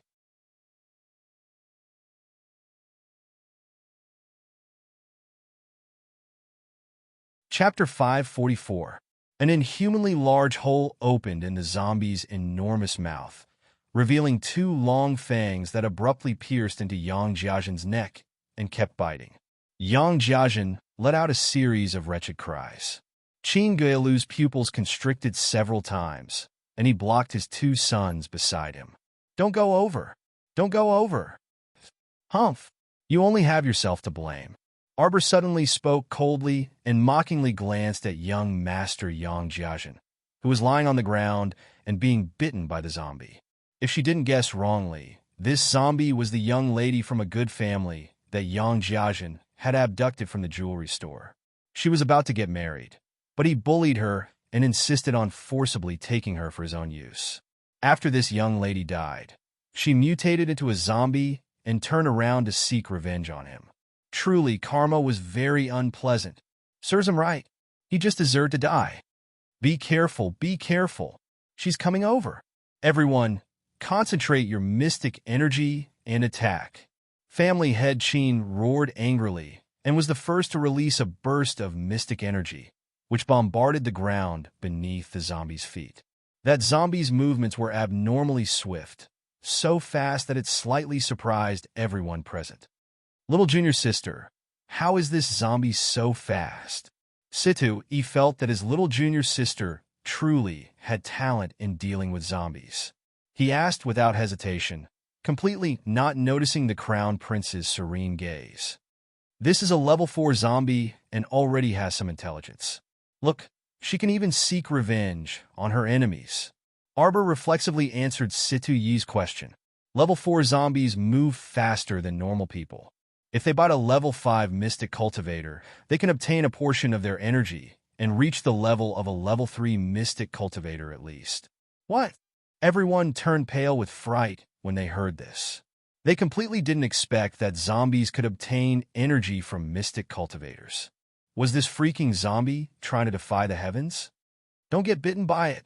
Otherwise, the incubation period after infection would not exceed 5 days, and the body would mutate. Even immortals can't save you, Arbor said indifferently, but everyone shuddered. Uncle, uncle, uncle, save me.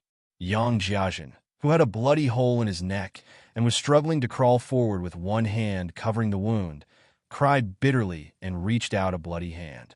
Qin Guilu clenched his fists. Suddenly, a surge of mystic energy exploded from his entire body, instantly shattering Yang Jiajin, who had crawled to his side, into a pile of minced meat. Family head Qin is so bold. Everyone breathed a sigh of relief. They were afraid that Qin Guilu would lose his mind and insist on keeping that scourge Yang Jiajin alive. Everyone concentrated their firepower on the 4th grade zombie. The female corpse puppet moved very quickly. She lay on the ground and jumped up from time to time, causing the madams and young ladies to scream in fright. Fortunately, these useless women were protected by guards. Seeing that there were so many people, the zombies did not pounce on them. This undead hag already had some intelligence. Instead, she fled towards the window. Don't let her escape. Kill her. Chingalu's entire body was drenched in cold sweat. He chased after her from the side with several great mystic cultivators. Several streaks of mystic energy crisscrossed and landed on the zombie's back, and the half-hanging corpse immediately fell from the window. Qin Xian raised his sword and chopped off the zombie's head on the spot. It rolled to the feet of a madam, immediately scaring that delicate madam into fainting. Arbor sniffed and suddenly smelled a strange fragrance in the air. His heart abruptly skipped a beat. Hurry and leave. The hall is about to collapse.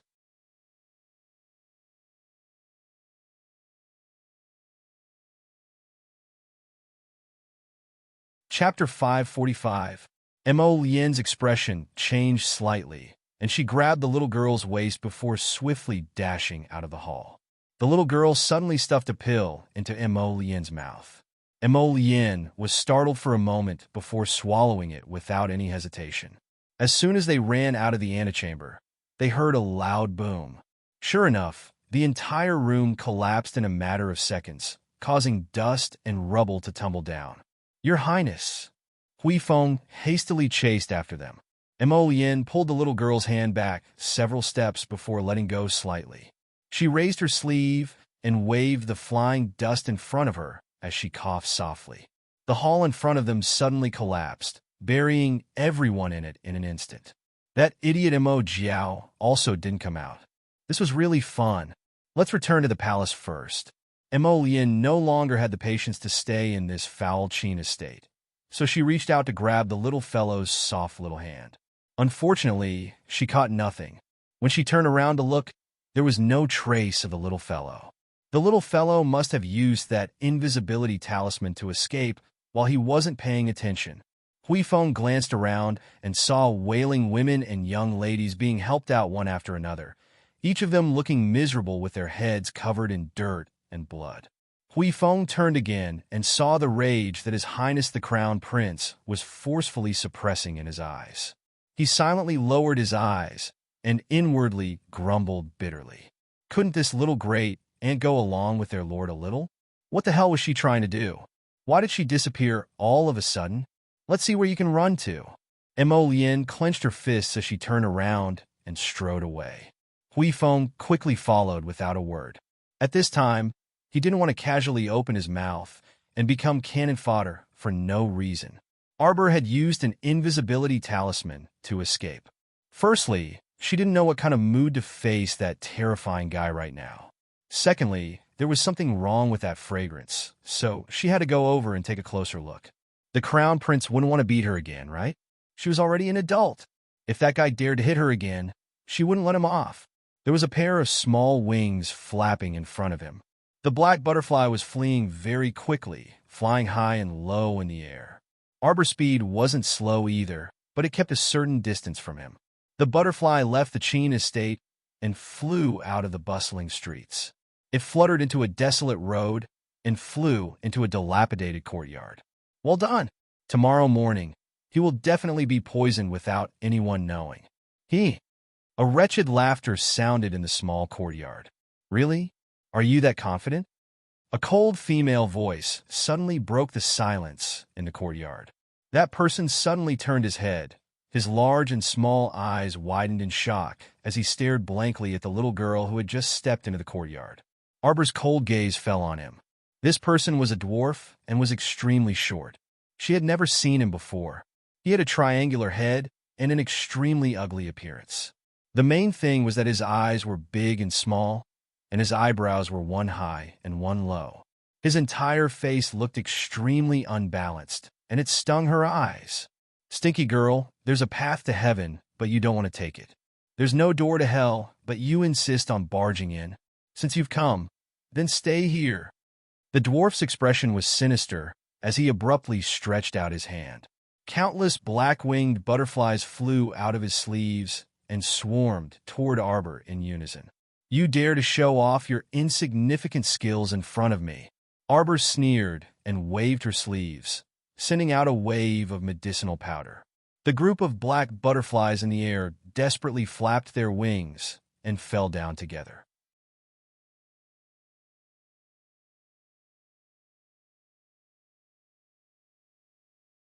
Chapter 546. You're actually a poison master? The dwarves cried out in alarm and abruptly opened their palms, releasing a black smoke in front of Arbor. You dare to harm people with your level of poison? Arbor coldly shouted and abruptly dodged the poisonous smoke. The dwarf's eyes contained a poisonous glint, and he cackled strangely. Little miss, you're still too inexperienced. Do you think that you can dodge my poisonous smoke as you please? From the moment I release the poisonous smoke, the sky above this area has already been permeated with poisonous smoke. Ha ha. Halfway through his words, the dwarf suddenly clutched his chest and widened his eyes in horror. He abruptly rolled on the ground and started to convulse. A layer of frost swiftly covered his face and limbs, and even his eyebrows were frozen. His lips kept trembling, and he couldn't speak due to the terror in his eyes. You're about to die, Arbor icily said as she brandished a shiny dagger. Guess how many bloody holes I'll poke in your body before you identify the mastermind? The dwarf's originally hideous face was now completely distorted. He glared angrily at Arbor, and his teeth chattered as they made gurgling sounds. Are you very curious as to why you were poisoned? Arbor lightly tapped the dwarf's face twice with the dagger in her hand, and her lips curled into an icy arc. You can go to King of Hell's palace and ask for a clear answer. Speak, which stinking ditch is Shuntion Prefecture's Luigi hiding in? Ah! The dwarf hesitated for a second before two bloody holes appeared on his body. His entire body convulsed as he looked on helplessly as this she-devil carried him into the rear courtyard as though she was carrying a bag of trash. On a row of walls in the backyard, countless thin cocoons were hanging. They were shivering softly in the wind. It seems that the poison-tailed butterflies you nurtured are already quite effective. What do you say if I feed you to them? Arbor icily spoke without the slightest warmth in her eyes. And no, I'll speak. The dwarf's eyes revealed terror, and his lips trembled as he said, The one who's been in contact with me is Sir Chio-san. I only know that he's currently hiding inside Balon City's Balon fortification. It wasn't far from the capital. As for the exact address, I really don't know. Chio-san? Arbor recalled the familiar voice that had been plotting with Qin Guilu that night, and an idea occurred to him. It's Luigi's lackey? Yes. The dwarf said with a trembling voice. Lord Chio-san is very angry. They said that Northern Prince Emo has caused the people of Shuntion Prefecture to be unable to survive these past few years. We must retaliate.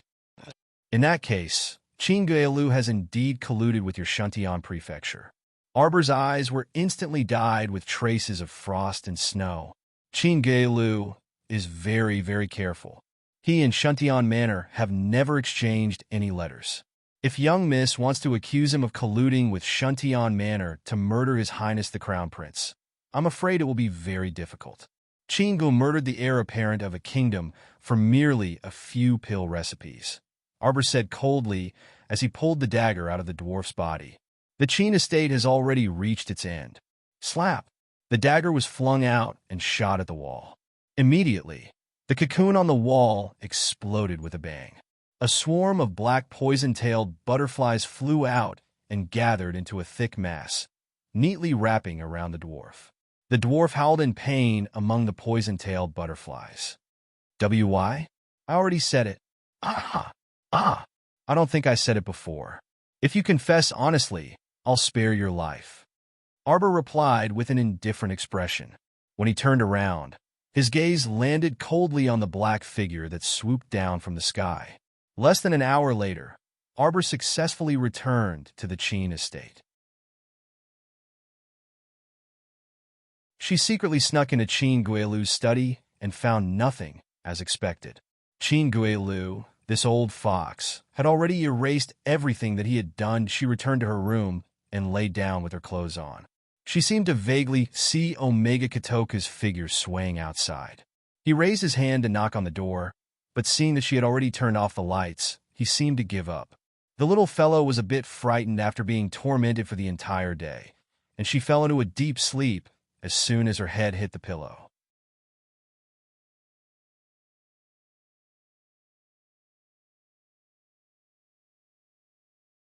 Chapter 547.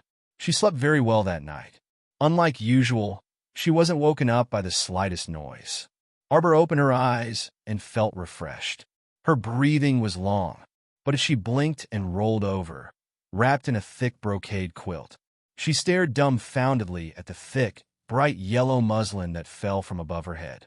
This large bed made of agarwood that was several feet wide was clearly not the one she had in the Chin estate. She raised her hand to touch it.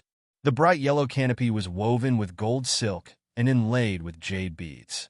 Two translucent white jade pendants swayed gently. And this brocade quilt of hers?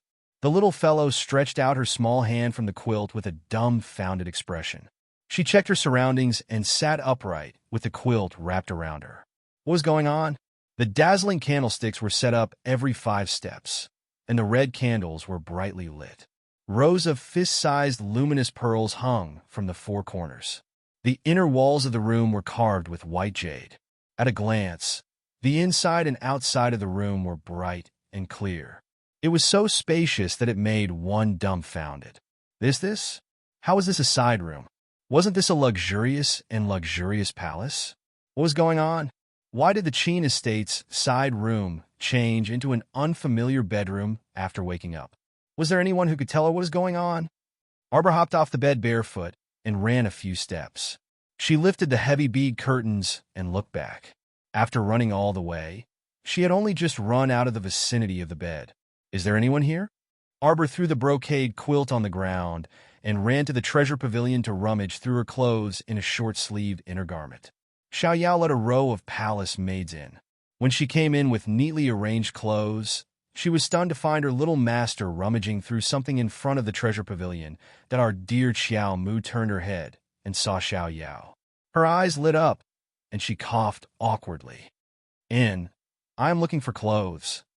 Xiao Yao couldn't help but laugh out loud. Io, her little master was rummaging through clothes in the treasure pavilion. Master, you're finally back. Xiao Yao was already a big girl. She hadn't seen Arbor for many years. She was a little emotional when she saw it again. Xiao Yao. The little fellow played with his 2 small hands and ran forward. He wanted to take the clothes, but the palace maid who was holding the clothes stepped aside and bowed in fear.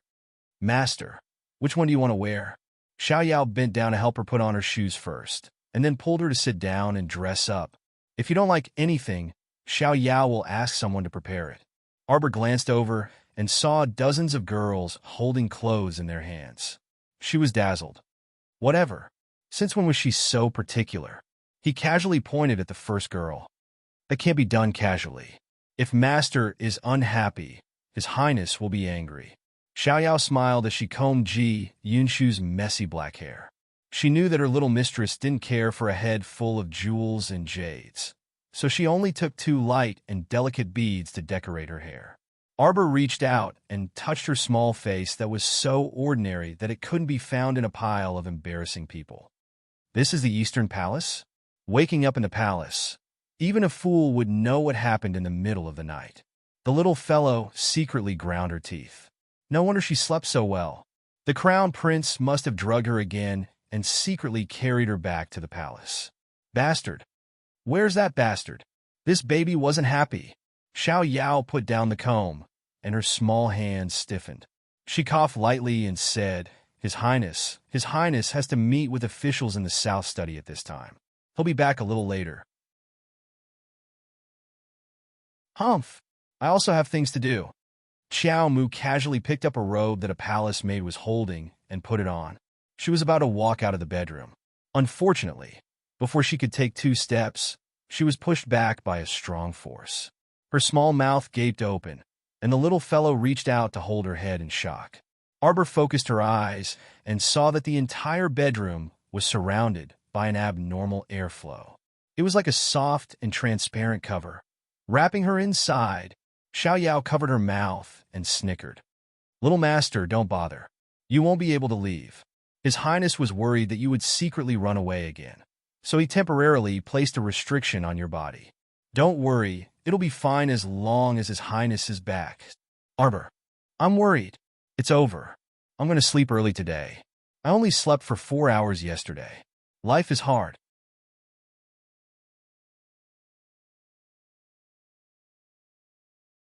Chapter 548. It would have been fine if Xiao Yao didn't mention it, but now that she did, Arbor's pitiful little heart became unsettled and uneasy. Arbor reached out to pull Xiao Yao over. This young lady was now a tall and voluptuous young lady of 17 or 18 years old. She had a rosy goose-egg face and a pair of smiling eyes that were very lively. "Little master, if you have any instructions, feel free to tell Xiao Yao," Xiao Yao said with a chuckle. "Xiao Yao, can I go out for a walk?" It was rare for the sky to clear up, and it was her first time returning to the palace, so why couldn't she go out for a stroll? Xiao Yao shook her head like a rattledrum. "That won't do, little master. You also saw it. His Highness set up layers of energy to surround the bedchamber. His Highness didn't give you the right to pass through, so you can't go out. This is a defensive barrier, right? Don't think that she didn't know what this thing was." Our dear Xiao Mu secretly ground her sharp teeth. She had seen Fan Xiuhai use this kind of large-scale defensive barrier in the past. It could instantly envelop several people, or even more than a dozen people inside, and resist external impacts. The defensive barrier's effect was comparable to that of a defensive mystic artifact. The difference was that the defensive barrier created by a defensive mystic artifact only had a defensive effect at best, but a defensive barrier created by a person was different. Being inside someone else's defensive barrier meant that your every move and every frown and smile would be in the eyes of the person who set up the barrier. As long as he wanted to, he could constantly pay attention to your every move. Of course, a person's defensive barrier couldn't be maintained for a long time. Ordinary little mystic cultivators couldn't create a defensive barrier at all. After all, how long it could be maintained and how strong its defensive power was closely related to the person's cultivation. If the mystic energy was exhausted, the defensive barrier would naturally disappear. However, the Crown Prince's actions left her speechless. He set up a defensive barrier for no reason, just to confine her from leaving. He didn't forget to set up a defensive barrier when he was discussing politics with someone in the southern study to constantly observe her movements. Didn't this consume his mystic energy? In addition, the defensive barrier that he had set up was extremely large. It had already enveloped an entire sleeping chamber. In that case, it would consume even more energy. Only he did not know. Where had his cultivation reached? This kind of behavior of casually opening a large-scale defensive barrier was so willful that it made one's hair stand on end. Xiao Yao awkwardly laughed twice. She also felt that His Highness was too nervous. Little Master was already in the Eastern Palace. Where else could he run to? Entering and exiting the palace required an identity token. If he didn't give her the token, how could the Little Master leave? There were tens of thousands of Imperial guards patrolling the inner palace. They were not just for show. The chances of the young master sneaking out of the palace were too small. If Arbor knew what Xiao Yao was thinking, he would definitely snort at her. If I use an invisibility talisman, they won't be able to see me even if I sneak up to them. Not everyone's cultivation is higher than this baby's. As long as she was careful and avoided those with top-notch cultivation, how could ordinary guards stop her? Just as the two were talking, Xiao 11Z walked in with a group of people carrying large chests. Arbor widened his eyes and stared straight at Xiao 11Z and company. Xiao 11Z and company hastily went forward to salute and said respectfully, "Miss, His Highness said that if Miss feels bored, you can read these medical books to relieve your boredom."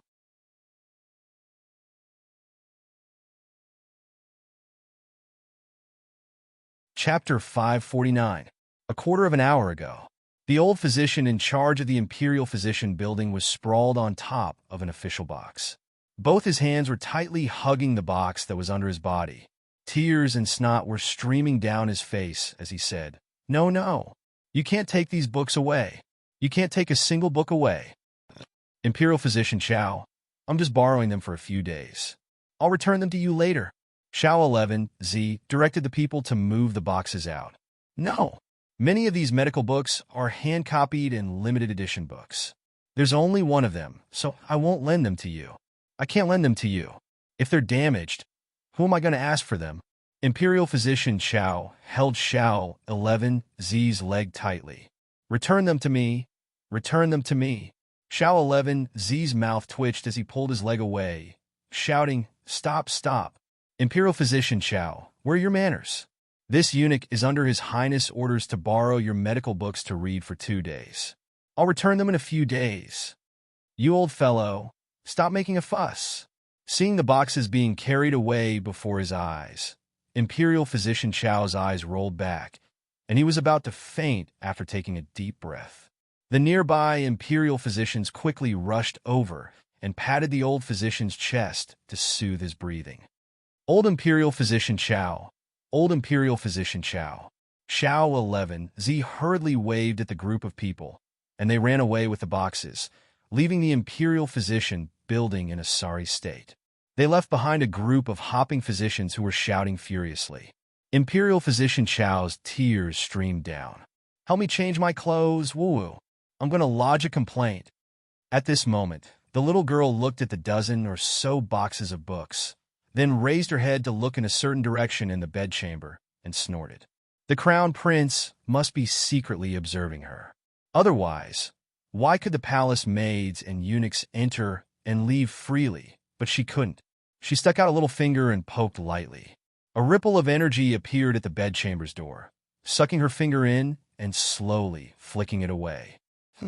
Bad person. Inside the South study room, the group of officials quietly raised their heads and secretly glanced at His Highness. They discovered that the corners of His Highness's lips were slightly raised, and there was actually a hint of a smile in his eyes. This was something that was rarely seen in a few years.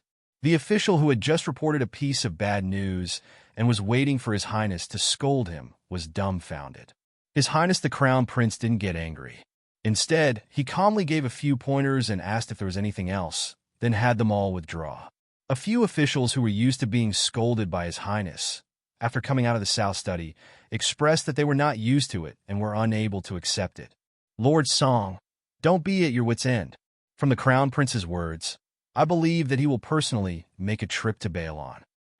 I heard that the first batch of seeds has already grown into vegetables. As long as we can grow something, even if it's slow, the bitter days will pass. Just now, the Minister of Revenue, Song Yuan, reported to His Highness that there had been no harvest in the Mo Kingdom capital recently, and the situation was very grim. There were also practically no clean non-mutated fish or prawns to be found in the nearby rivers. If this continued, the grain in the granary would run out in half a year. He originally thought that Her Highness would be annoyed and give him a scolding. However, Lord Song was not scolded. This was too surprising. Setting aside the barren lands in the west, compared to the many countries in the east and south, our northernmost grain reserves can already be considered very sufficient. An official sighed and said, if not for Her Highness' foresight, it wouldn't be too much to say that there would be starving people in the entire capital every day, and tens of thousands of corpses would be piled up. Everyone nodded repeatedly and walked out in discussion.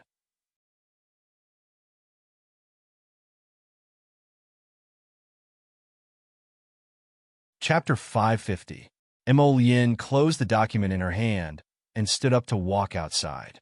Xiao 11Z wasn't present, so another young eunuch quickly followed behind the Crown Prince. Young Aunt? The Crown Prince's footsteps paused, and he tossed him a piece of paper. Order the meal to be served according to the menu. The Crown Prince was suddenly being particular. Young Liu Z was a bit confused, and he followed with small steps. Your Highness, order the meal to be served in the bedchamber. Mo Lin responded and waved his hand to have him leave. Then, he strode quickly towards his bedchamber. A moment later, she arrived at the entrance of the bedchamber. She waved her hand to dismiss the palace maids who were waiting to salute, then quietly walked inside. The little fellow was hugging a small jar of dried fruit and sitting on the brocade couch by the window. There was a thick medical book on her knees, and she would occasionally flip through a few pages. Xiao Yao, who was quietly standing to the side, raised her head to see him enter. She hurriedly wanted to salute him. Mo Lien reached out to stop her, and with an indifferent glance, Xiao Yao quietly bowed and left the bedchamber, leaving the large space for the two masters. Arbor was engrossed in reading, and her small hand unconsciously picked up a piece of dried fruit and nibbled on it. The vast amount of medical knowledge in her mind overlapped with that in the book. She discovered that many of the medicinal herbs in the book only had different names from the ones in her mind, but their usage and usage were more or less the same. In fact, the things that appeared in her mind from time to time were much more accurate and effective. She had definitely accumulated a large amount of medical knowledge in the past, so there was basically no need to doubt this. After her death in her previous life, until her rebirth during this period of time, what exactly happened? Was it during this period of time that she learned medical skills from Master that a thought flashed through her mind, and she suddenly sensed a familiar aura approaching? The little fellow abruptly raised her head, and the thick book in her hand had already been taken away by someone. The crown prince was dressed in formal attire, and his long hair was tied up with a crown. He looked a bit different from his usual plain clothes, and there was a hint of sharpness between his exquisite brows. "What are you doing?" Darling Xiao would get angry whenever she saw him. He had locked her in the room without saying a word, and now that he was back, he was provoking her and snatching her book without any explanation. Mo Lien threw the book to the ground and reached out to lift her up from behind. He whispered in her ear, "Don't you have anything to say to me?" Just as the little fellow stretched out his hand, it was firmly held by him. His entire body was wrapped up by his tyrannical aura, and he couldn't move at all. His little face immediately became a little angry. "In the past 2 years, did you miss me?" His head gently pressed against her slender neck, and he slowly nudged her. Xiao Mu's intuition told her that this fellow was angry, and her entire body stiffened. "Do you want to?" How could he not? When she thought about how his faint, smoke-like figure on the snowy peak had blocked the attack for her and disappeared with a bang, she felt extremely uncomfortable in her heart. She unconsciously bit her pink lips. "Forget it. I don't want to know." He whispered into her ear and tightened his arms around her waist, pulling her firmly into his embrace. "Mn, let's eat first. Are you hungry?" He suddenly hugged her and stood up, calling for someone to bring in the food as if there was no one else present. A dozen dishes for 2 people was already extremely extravagant in today's world. Although his expression was as gentle as jade, his actions were elegant, and he attentively picked up food for her to eat. But Arbor felt uncomfortable in his heart.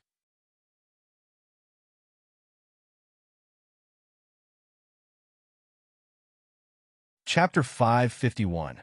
This person was clearly suppressing a belly full of anger, but he didn't say anything. It was so annoying to look at. "Just say what you have to say." Arbor tossed her chopsticks and said angrily, "I'm not eating anymore." The 2 royal maids who were accompanying them abruptly glared. They had never seen anyone who dared to be so impudent in front of the crown prince. "Rest if you're not eating." Mo Lien stood up and silently tossed his chopsticks aside. He reached out to grab her small hand. The little stoic was instantly enraged. She wanted to fling his hand away, but failed. Her eyes were brimming with anger. "You're ridiculous." Crown Prince Mo gazed at her silently. The more he was like this, the angrier the little stoic became. She turned around and ran out of the bedchamber. Mo Lien's figure flashed, and he instantly blocked her path. The little fellow ran without thinking and bumped into his arms. "Where are you going? You still want to return to the Qin estate? Are you that reluctant to part with that Omega Kotoku?" Mo Lien instantly flew into a rage. He hugged her and turned her small face to face him. Why did he mention Omega Kotoku for no reason?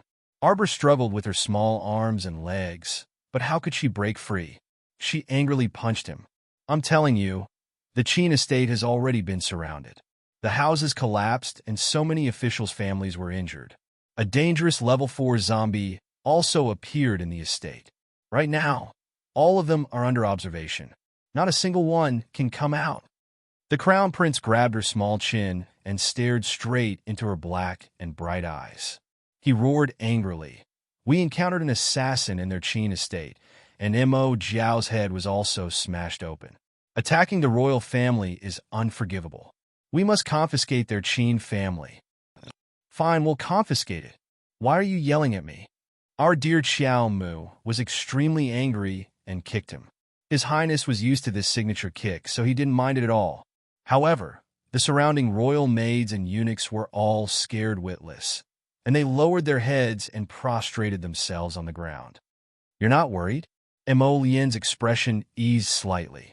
What do I have to worry about? You speak eccentrically all day long. If you're angry, just let it out. Don't hold it in. Arbor angrily kicked him a few times, leaving a row of small footprints on his robe. Mo Lian was instantly angered to the point of laughter. Carrying the little thing in her arms, she parted the curtains and walked into the inner room. She coldly said, "All of you leave. Shouldn't I be angry?" He threw her onto the soft brocade on the side of the bed and leaned in close, his breath completely enveloping her. You didn't leave a single word behind and ran away for more than 2 years without saying a word. When we met again, you were already in the Qin estate. That damned Omega Kitoku. Was he even worthy of being her protector? Aye. Arbor immediately withered. The little fellow knew that she was in the wrong, but she still couldn't help but say, "Then don't blame me." Mo Lian laughed angrily. How am I weird? You're obviously so angry that you can't wait to beat me up, but you still look like you're bathing in the spring breeze. Isn't it uncomfortable to hold it in? Oh, so you're saying that even if I don't hit you, you'll still remember. All right then, let's fight. He suddenly reached out and pressed her down on his long legs. Darling Xiao was immediately stupefied. What? This immoral ghost. Is there anyone who cheats people like you? Seeing his palm fall, Arbor was about to die from anger. Why was she so stupid? Wasn't she asking for a beating? However, in the next second, he flipped her over and hugged her, his warm fingers gently caressing her small face. How could he bear to hit his darling?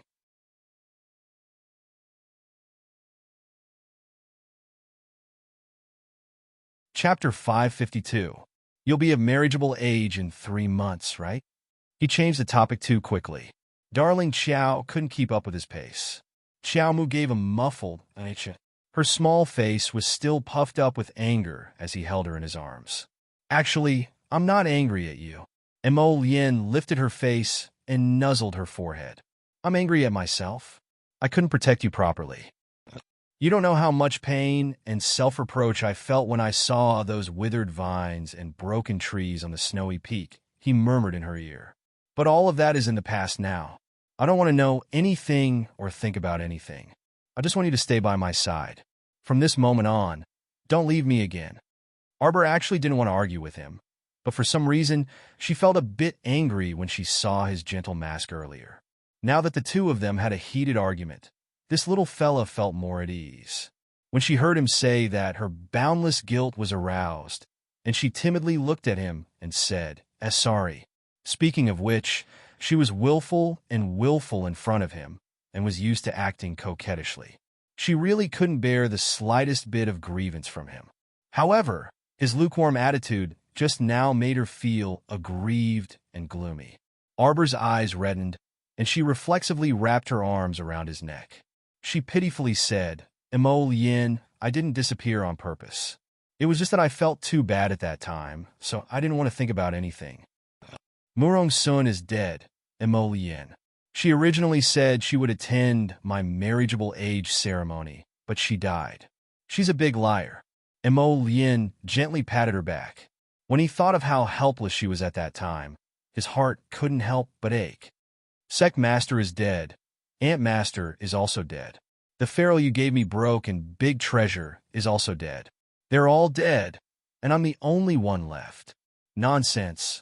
How could you be the only one? No matter what, I will always be by your side. Do you understand? Jojo, you have to trust me more, okay? Arbor couldn't help but nod when he saw his focused and expectant eyes.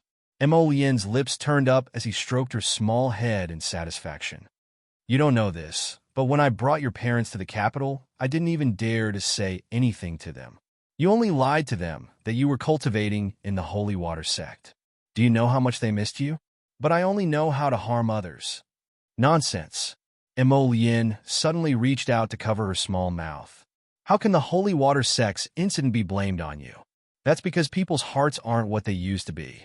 Greed causes mischief. It's not your fault. Don't worry. No matter what, we'll get our revenge.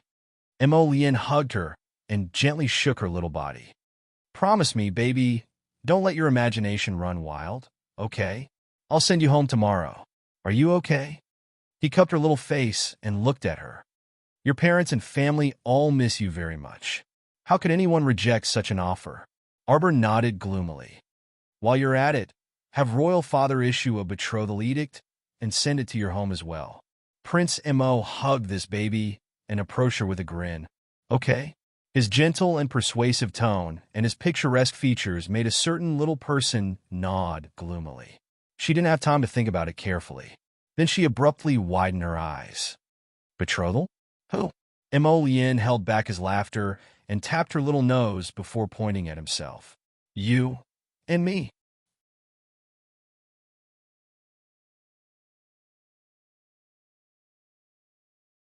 Chapter 553. The little stoic's expression abruptly became exuberant. Her small mouth gaped slightly, and she was momentarily stunned. You can't go back on your word. You nodded yourself just now, and you even nodded 3 times in a row. I counted. Yin's eyes darkened slightly, and his lustrous fingers touched her soft lips. He really wanted to kiss her. A turbulent thought surfaced in his heart, but he forcefully suppressed it. Darling is still young. Don't scare her first. It wouldn't be good if he scared her away again. Look, no matter what, we've been together for 7 to 8 years, so we should at least confirm each other's status, right? Prince Mo said as he swayed her small body. Don't be scared, darling. We're just confirming our status, nothing else. He couldn't resist lowering his head and kissing her dazed little face. Soft and sticky, the texture was really good. When you weren't here, I would be filial to my in-laws every 2 to 3 days. They especially like me. Yin suppressed her laughter and said seriously, Don't worry. Your in-laws definitely won't object to this. Stop, stop, stop, stop. Arbor felt that she increasingly couldn't keep up with the Crown Prince's train of thought. Didn't you say before that we were friends? That we were friends? The words were still ringing in her ears. But didn't you say you didn't have any friends? Yin looked at her seriously and said solemnly, I thought about it. If we don't have any friends, then so be it. We won't be friends anymore. The title of husband and wife is good. What do you think? What else can I say? You're about to betroth me. Don't be fooled by how he kept asking if it was good. In reality, he had already made up his mind. A certain darling was dumbfounded and couldn't come back to her senses for a long time. Yin was laughing uncontrollably on the inside, but she still maintained a serious expression. She reached out to lift the little girl's chin and stroked it. Darling, my suggestion is very good, right? Let's do it like this. Tomorrow, we'll pass down this betrothal decree while we're at it. Okay? Why did she keep feeling like something was off? Arbor blinked and wanted to say something. Prince Mo continued, Don't worry. It's just a matter of settling the marriage before your hairpin ceremony. Nothing else will be affected. Look at you. You're already so old. Men should get married when they're of age. Don't be afraid of getting married. Be good. But is it that simple to issue an edict? Arbor asked blankly. Yin smiled and lowered his head. While she was in a daze, he kissed her again. Don't worry, baby. I can handle it. If his father dared to stop him from marrying a wife that night, Yin went to the imperial study and talked with the great king for more than 2 hours before leaving with the imperial edict. This matter immediately caused the princes and concubines who heard the news to be unable to sit still. They all sent people out to find out what the crown prince and the great king had discussed in secret in the study. Unfortunately, the news was tightly sealed, and no one was able to find anything. After the crown prince went to the imperial study to ask for the imperial edict, Arbor walked around the bedchamber without stopping for a moment. He felt that he had been tricked by someone. What did he mean by it was just a simple title and nothing else? Wasn't it just a title given by the country's heir apparent? Crown Princess? Wasn't the betrothal a bit too hasty? She was an unknown daughter of the small Qiao family. If she suddenly became the Crown Princess, it would definitely cause a huge uproar in the capital. Arbor reached out to massage her head. She heard the voices of the palace servants. She saw a person dressed in a moon-white casual robe. His features were picturesque as he walked towards her with a smile. In an instant, Arbor felt that all her worries had disappeared. Who cares? Everything will be fine when it comes to it. Today ended.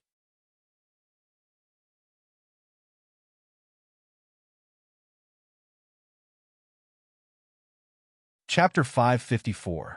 Early the next morning, when the sky was still just beginning to brighten, a marriage decree was delivered to the Qiao estate, immediately stunning the entire family and even the entire capital. The Qiao family, from the elderly matriarch to the servants, all knelt in front of the main hall to receive the decree. When they heard the edict say, the Qiao estate's eldest miss has a gentle, refined, and virtuous character, and is specifically designated as the crown prince's consort. Some of the maids and servants who didn't know a certain child very well didn't express anything. They just had dumbfounded expressions.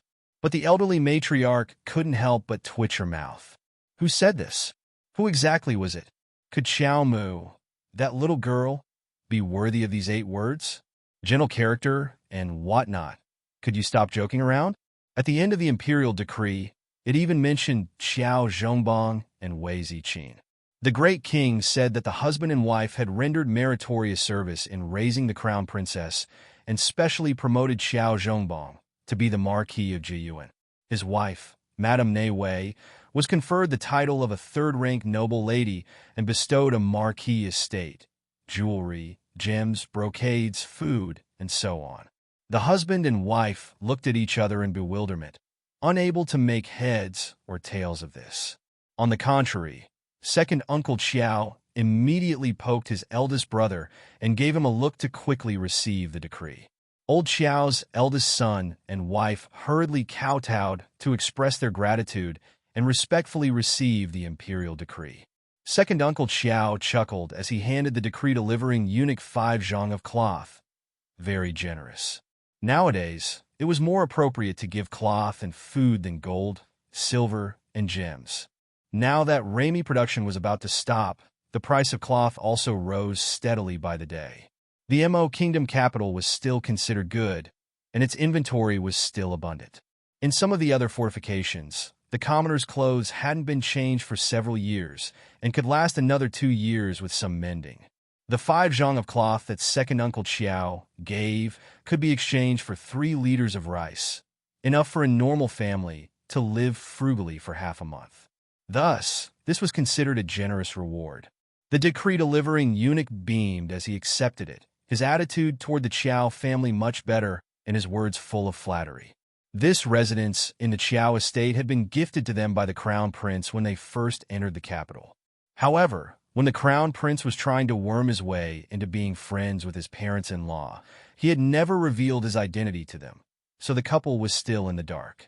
After receiving the edict, everyone in the Qiao estate hurriedly packed their things and brought their family members, young and old, to move to the Marquis of Jiyuan's estate.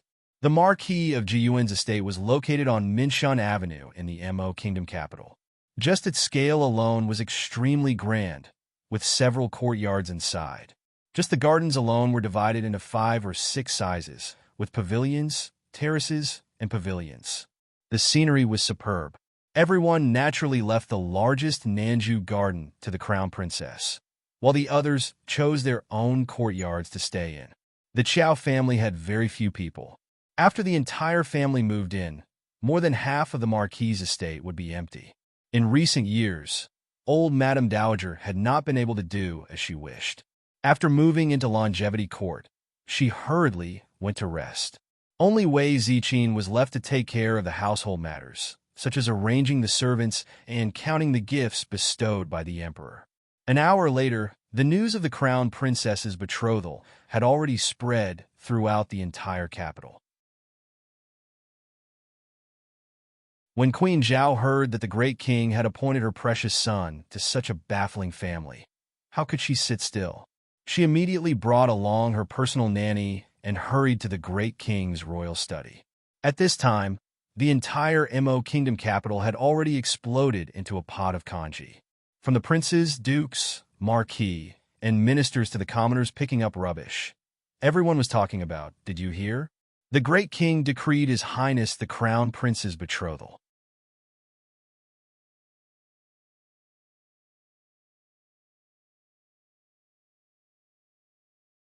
Chapter 555.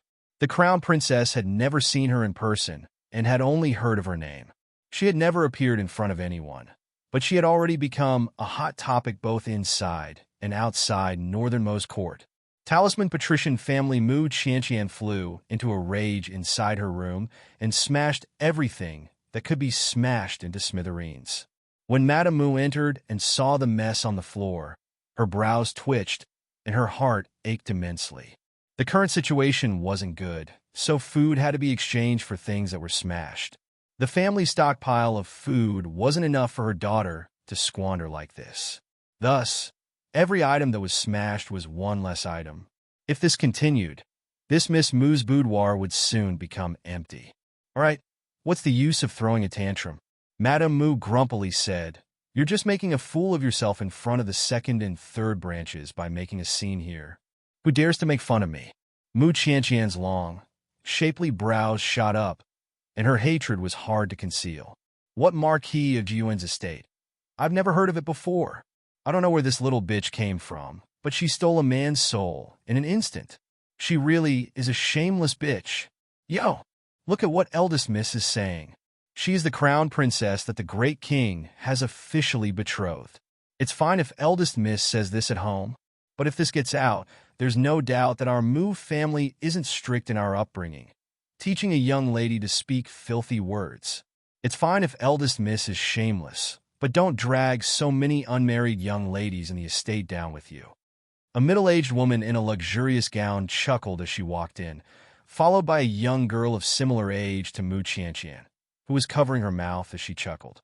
When Madame Mu saw this woman, she immediately flared up in anger and bellowed at the maidservants. "Are you all dead? Don't you know how to announce the arrival of the second branches, madam? Hey, eldest sister-in-law, don't randomly blame the servants. We did announce her arrival. It's just that the sound of eldest miss throwing a tantrum and smashing things was drowned out by the sound of the announcement. Don't say that we, the mother and daughter of the second branch, are rude." Madame Mu looked at her sister-in-law's sarcastic words and was so jealous that her stomach hurt. She waved her hand impatiently and said, all right, Madame Lu, who doesn't know that you came here today to laugh at our first branch? Now that you're done, you can leave. This madam won't be seeing you off." Hey, look at what sister-in-law is saying. "I'm not here to laugh at you." The second branch's madam, Madame Lu, chuckled as she pulled her daughter, Mu Jilan, over. "I just wanted to tell sister-in-law. Tomorrow, Her Majesty the Queen will hold a banquet and invite the 3 dukes and 5 marquises. Oh no, my mouth really doesn't know how to talk." Madame Lu giggled and lightly patted her own mouth. "It should be the 6 marquises' residences now. The 3 dukes and 6 marquises' young ladies from the various aristocratic families will all be attending the banquet. Our family's eldest young miss is naturally unwilling to pass on this responsibility, but we can't do anything about eldest young Miss Bad Mood. For fear of ruining the entire banquet, sister-in-law, I volunteered to mention it to the family head." The family head agreed to let our Jilan attend the banquet in eldest young Mrs. place tomorrow. "I'm really sorry, eldest sister." Mu Jilan chuckled softly. All of a sudden, Mu Qianqian couldn't suppress the fury that shot out from the bottom of her heart. A bright yellow talisman flew over and directly smashed towards Mu Jilan. "Bitch, you're all bitches." Mu Jilan's eyes narrowed slightly. She wasn't someone to be trifled with either. With a flick of her finger, a talisman also flew out. The 2 talismans collided in midair and split apart.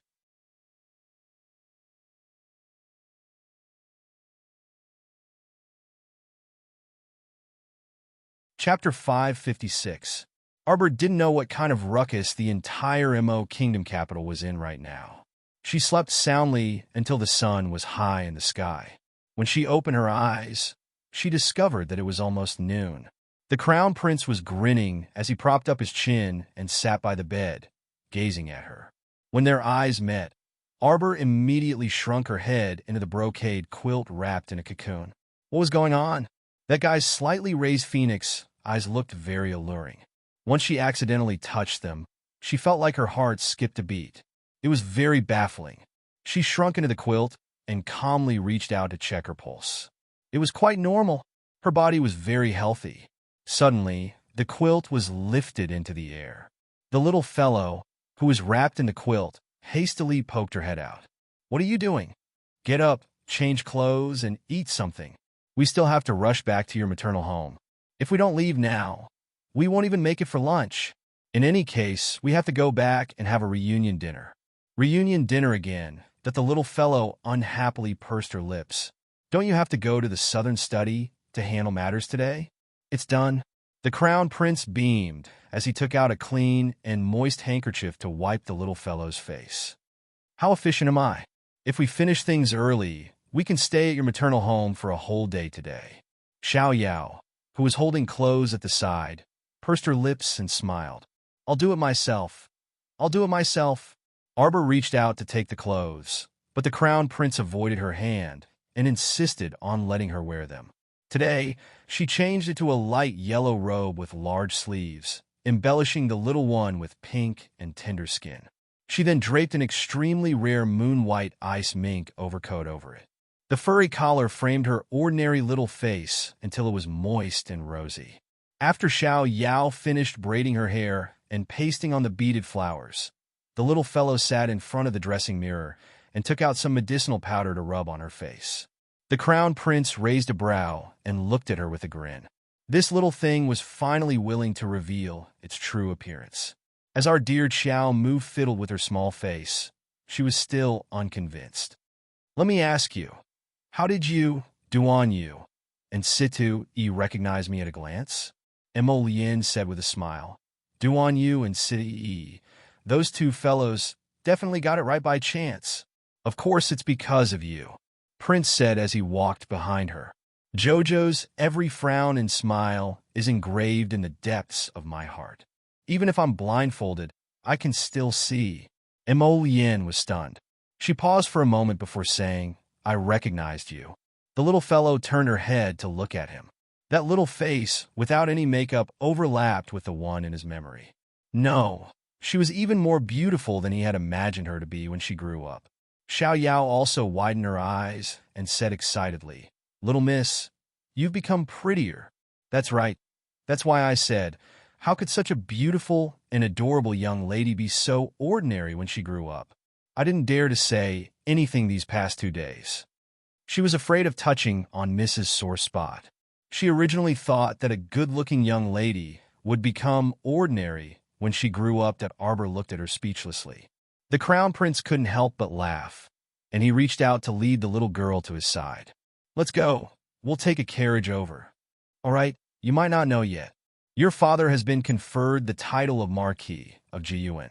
The entire Qiao family has moved to the Marquis of Jiyuan's estate on Minshan Avenue, right next to Minister Song's residence."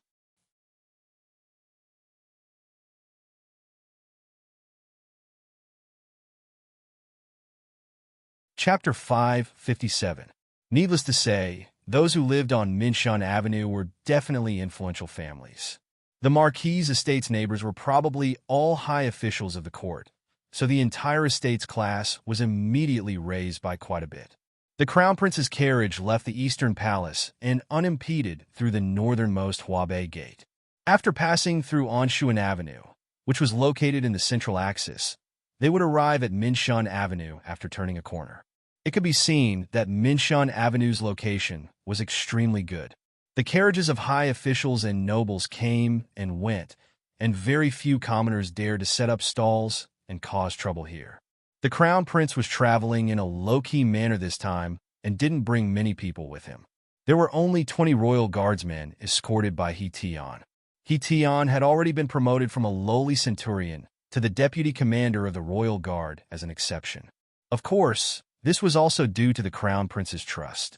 It was said that his father, Heqijing, would also be promoted this year. As long as nothing strange happened, the position of Minister of Works was basically within his grasp. Just as Arbor was nervously following a certain crown prince back to the marquis of Jiuan's estate, a shabby donkey cart appeared at the Mo Kingdom capital's western city gate. It pulled 6 or 7 weary-looking people to the very end of the line to enter the city. A family of 3 followed behind the donkey cart. Their clothes were ragged, and they were so emaciated that they almost didn't look human. Because a level 4 zombie had appeared in the Qin estate, the Mo Kingdom capital was currently under martial law, and the northern and southern city gates were closed. Only the eastern and western city gates allowed entry and exit. But according to the rules, commoners and some peddlers could only go through the western city gate. Thus, the line to enter the city was very long as it was nearing noon. In consideration of the commoners, there was no need to pay any fees to enter and exit the Mo Kingdom capital. However, the situation these 2 days was very special, so the speed of inspection and clearance was extremely slow. The Mo Kingdom capital was northernmost largest city, so the quality of the city guards was extremely high. Nothing unpleasant happened, and although the line was long, it was very orderly. The people on the donkey cart kept craning their necks to look at the entrance of the city gate, their eyes filled with longing. They all had disheveled hair and dirty faces, not much better than the ragged family of 3 behind them. Anino, is what you said true? If I come to the Mo Kingdom capital, will I be able to find Granny and the rest? The young woman who spoke had a tanned face from being exposed to the sun and wind. Her figure was very thin, and she was holding the hand of a 12-year-old son who was also thin and small. His cheeks were so thin that they were sunken in. Hey, you don't believe me? I'm telling you, Su Jiao, your mother-in-law and the eldest branch's family are living very well. In the past, they were doing very well in Shijiao City. 2 years ago, they moved out of Shijiao City without a word. I spent a lot of time and effort before finding out that they came to the Mo Kingdom capital. The old woman who spoke had an envious look in her eyes. She had a protruding chin, revealing her thick black teeth when she opened her mouth. Su Jiao was precisely the daughter-in-law of Old Xiao's 3rd branch. Ever since the day of the zombie outbreak, Old Xiao's 3rd branch's family of 3 had been completely unlucky. Back then, they didn't manage to hitch a ride on the eldest branch's cart and were left behind in the village. As they fled, they almost lost their lives. If it weren't for her family's Qiao Zhongheng erupting with a special ability at the crucial moment, how could the mother and son have escaped the tiger's den? They might have long been fed to a large pile of zombies. Because they left in a hurry, they practically didn't take anything with them. The Qiao family of 3 didn't want to recall their past misery.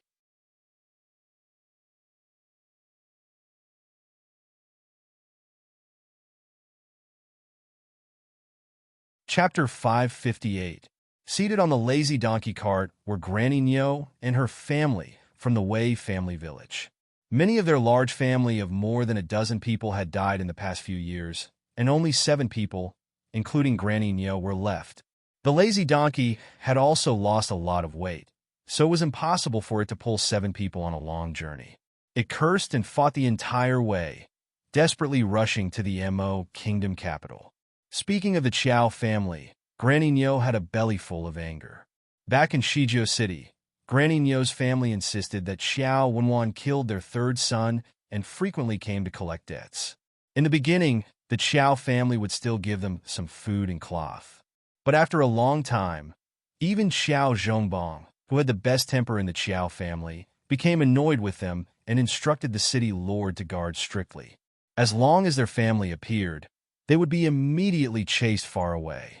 Later on, they simply couldn't approach the Qiao family in Pear Blossom Alley. Suffering from hunger and cold every day, several people in their family starved to death. Your old Xiao's eldest branch couple simply aren't humans. Granny Neo angrily said, I'm telling you, Su Jiao, you still have to find elderly lady for this matter. As long as elderly lady agrees, we might be able to stay. It's no use finding the eldest branch couple. Those two have hearts as hard as iron. Back then, my family's youngest grandson was so sick that he was about to die, but they weren't willing to give him a mouthful of hot soup. That's right, that's right. Granny Neo's eldest daughter-in-law, Madame Nebo, tugged Su Jiao's hand and earnestly advised, look at our fourth branch's family of 3. They all starved to death. It's clear how harsh and ungrateful your old Xiao's eldest branch is. They simply didn't tell us when they moved away from Shijiao City back then. Ba tell us? They deliberately avoided us and directly moved away from Shijiao City. Granny Neo spat and turned her head to the side in an eccentric manner. I'm telling you, Su Jiao, your old Xiao's eldest branch is living well. They definitely have better prospects, so they moved to the Mo Kingdom capital. Otherwise, why do you think they moved here? Isn't that logical? Annie's words are very reasonable, Su Jiao said with a dark face. Sister-in-law, look at how hungry your Xiaolong is. They're both old Xiao's grandsons. Why should I? Madame Bo continued to pick and winked at the second branch's daughter-in-law. Madame Sun hurriedly followed up with a few words, but Madame Sun had always been clumsy with words, so she couldn't say much. Upon seeing this, Madame Nebo irritably glared at her sister-in-law. She tugged on Su Jiao's hand and persuaded earnestly, Sister-in-law, I'm only telling you this because I think you're my own sister-in-law. Back then, our family was screwed over miserably by your first branch. Not only did the fourth branch's family of 3 starve to death, but the second branch's, oh, you can ask my sister-in-law, her 2 daughters also starved to death. At the mention of her 2 daughters who had starved to death, Sun Shi hurriedly wiped away her tears. At that time, there wasn't enough food at home. It must have been enough for the 3 sons of the first branch of the Wei family to eat. She gave birth to 3 daughters, but they didn't get much food. In the end, 2 of them starved to death. Granny Neo waved her hand and said, in short, let's try our best to contact your granny first. The Mo Kingdom capital is so big, who knows where to find them. Su Jiao was so angry that her stomach hurt. When she recalled how her family of 3 had suffered for so many years, yet the first branch's people actually ate and drank well, she felt indignant. Humph, I don't believe that we can't find your old Xiao family, with so many of us.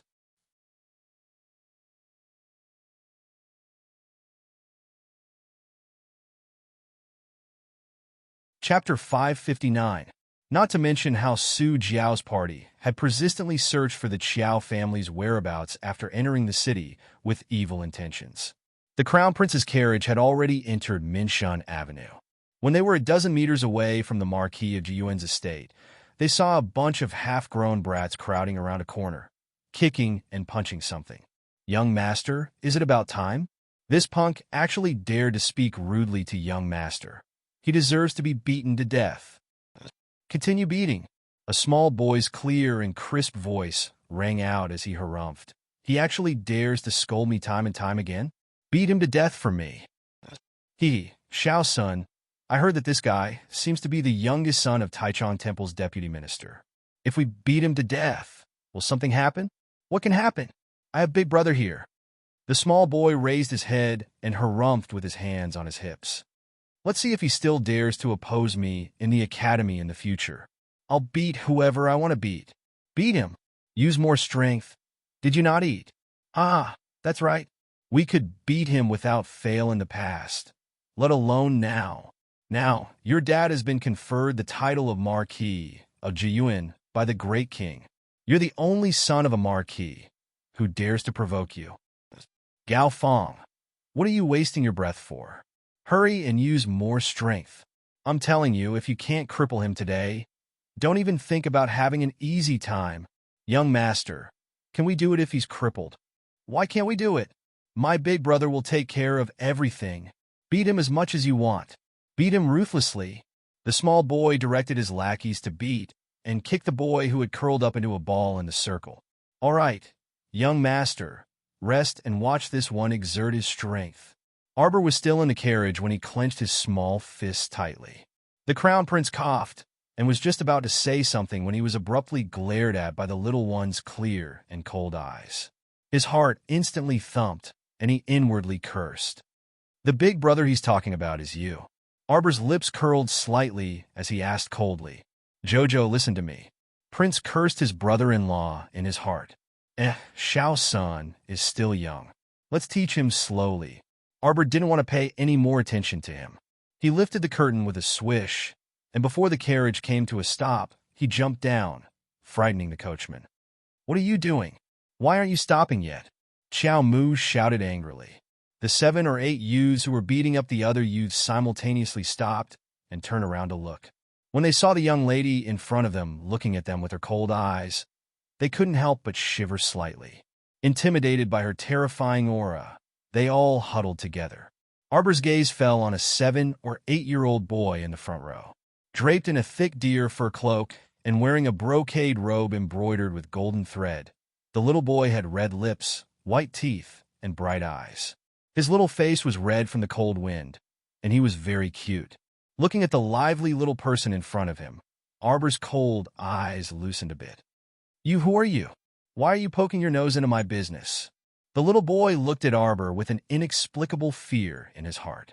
He opened his mouth, but still straightened his neck and scolded. When the Crown Prince heard that this was bad, he hurriedly lifted the curtain and stepped down from the carriage. Just as he was about to speak, he heard Arbor laugh coldly. You're so young, yet you don't learn good things. You're acting like a hedonistic son of a rich family. Why aren't you letting him go?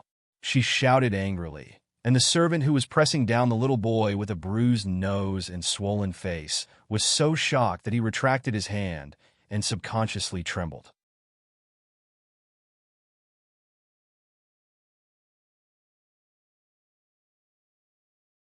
Chapter 560. The little boy was also enraged. He stepped forward and kicked that boy with a bruised nose and a swollen face. Placing both hands on his waist, he roared fearlessly. Who is he to you? If you want to stand up for him, you have to figure out who I am first. I'm telling you, in this MO kingdom capital, no one dares to provoke me, little tyrant Xiao's son. The Crown Prince sweated profusely from the side. Fuck, you already proclaimed yourself as little tyrant, so what else could the Crown Prince say? The Crown Prince wished for nothing more than to go up and cover that child's mouth. He face-bombed and called out, Jojo. He was thinking about how to put in a few good words for his little brother-in-law to smooth over this matter. This child really hit the jackpot today. This child was clearly very obedient in front of the elders on normal days. Why was he so unlucky today? Arbor turned back in anger and glared fiercely at the Crown Prince. The fury in his heart rushed up from the darkest corner at once. He rushed forward in 3 steps, picked up his little brother with one hand, and slapped him twice on the back without any explanation. These 2 slaps weren't light either. Our dear Xiao son had never suffered this kind of grievance since he was young, and he started crying with a wah. The 2 henchmen beside him were anxious. They rolled up their sleeves, wanting to pick a fight with Arbor as they cursed. What are you doing? What are you doing? You don't want to live anymore? You even dare to provoke the little sir of our Marquis of Jiyuan's estate? Seeing that things were getting out of hand, the Crown Prince hurriedly shouted, Stop! Our dear Xiao son hadn't seen this lord at first, but when he heard the familiar voice, he turned around and looked like he had seen a relative he hadn't seen in 800 years. He shook his little arms and legs, wailing as he struggled to break free from Arbor's grasp. He raised both hands in Prince Mo's direction and shouted with all his might, Big brother, big brother, big brother, save me, big brother. However, his big brother couldn't save him today either. That not only couldn't he save him, but big brother also had a bad feeling. It was very likely that he would be thoroughly implicated by this pig of a brother-in-law. It was over. The Crown Prince stole a glance at the little fellow's expression. It was really over. The little ass had gotten angry. That stoic face was already completely filled with fury, and her eyes were even more blazing. Come with me to someone else's house and apologize. Arbor reprimanded angrily. You want me to apologize to him? Xiao Sun jumped up like an angry little animal. With 2 lines of tears on his face, he shouted angrily, "I'm not going. I'm the young master of the Marquis estate. Who does he think he is? His father was just a small government official. I won't apologize to him." The crown prince ran over to cover his brother-in-law's mouth, but it was too late. Xiao Mu had already kicked her younger brother in anger. She was extremely measured in this kick, so it was actually not heavy. It was just that it made our dear Xiao Sun sprawl on the ground. Feeling especially ashamed, he opened his mouth and started bawling loudly. The crown prince hurriedly rushed forward and picked up his brother-in-law. Arbor ignored him. He reached out and pulled the little boy who was being beaten to his side. He patted his dirty little robe and held his little hand. "Don't be afraid. You're a good child. Big sister will definitely make that bad child apologize to you." That little boy was also a tough nut to crack. He looked to be about the same age as Xiao Sun, but he didn't utter a word after being beaten to this extent. He didn't even shed a single tear. Xiao Sun stayed in the crown prince's arms. When he heard Arbor call him a bad child, he immediately refused to comply. He cried and yelled, "I'm not a bad child. I'm not a bad child. Big brother," she scolded me. "Big brother." You're tuning in to the Romance Rendezvous YouTube channel. We're so grateful for your support, and don't forget to subscribe to join us on this incredible journey through captivating stories. Your generosity through donations truly makes a world of difference, as it's the primary source of revenue that allows me to expand and enhance this channel for you. Thank you from the bottom of my heart for being a part of this adventure.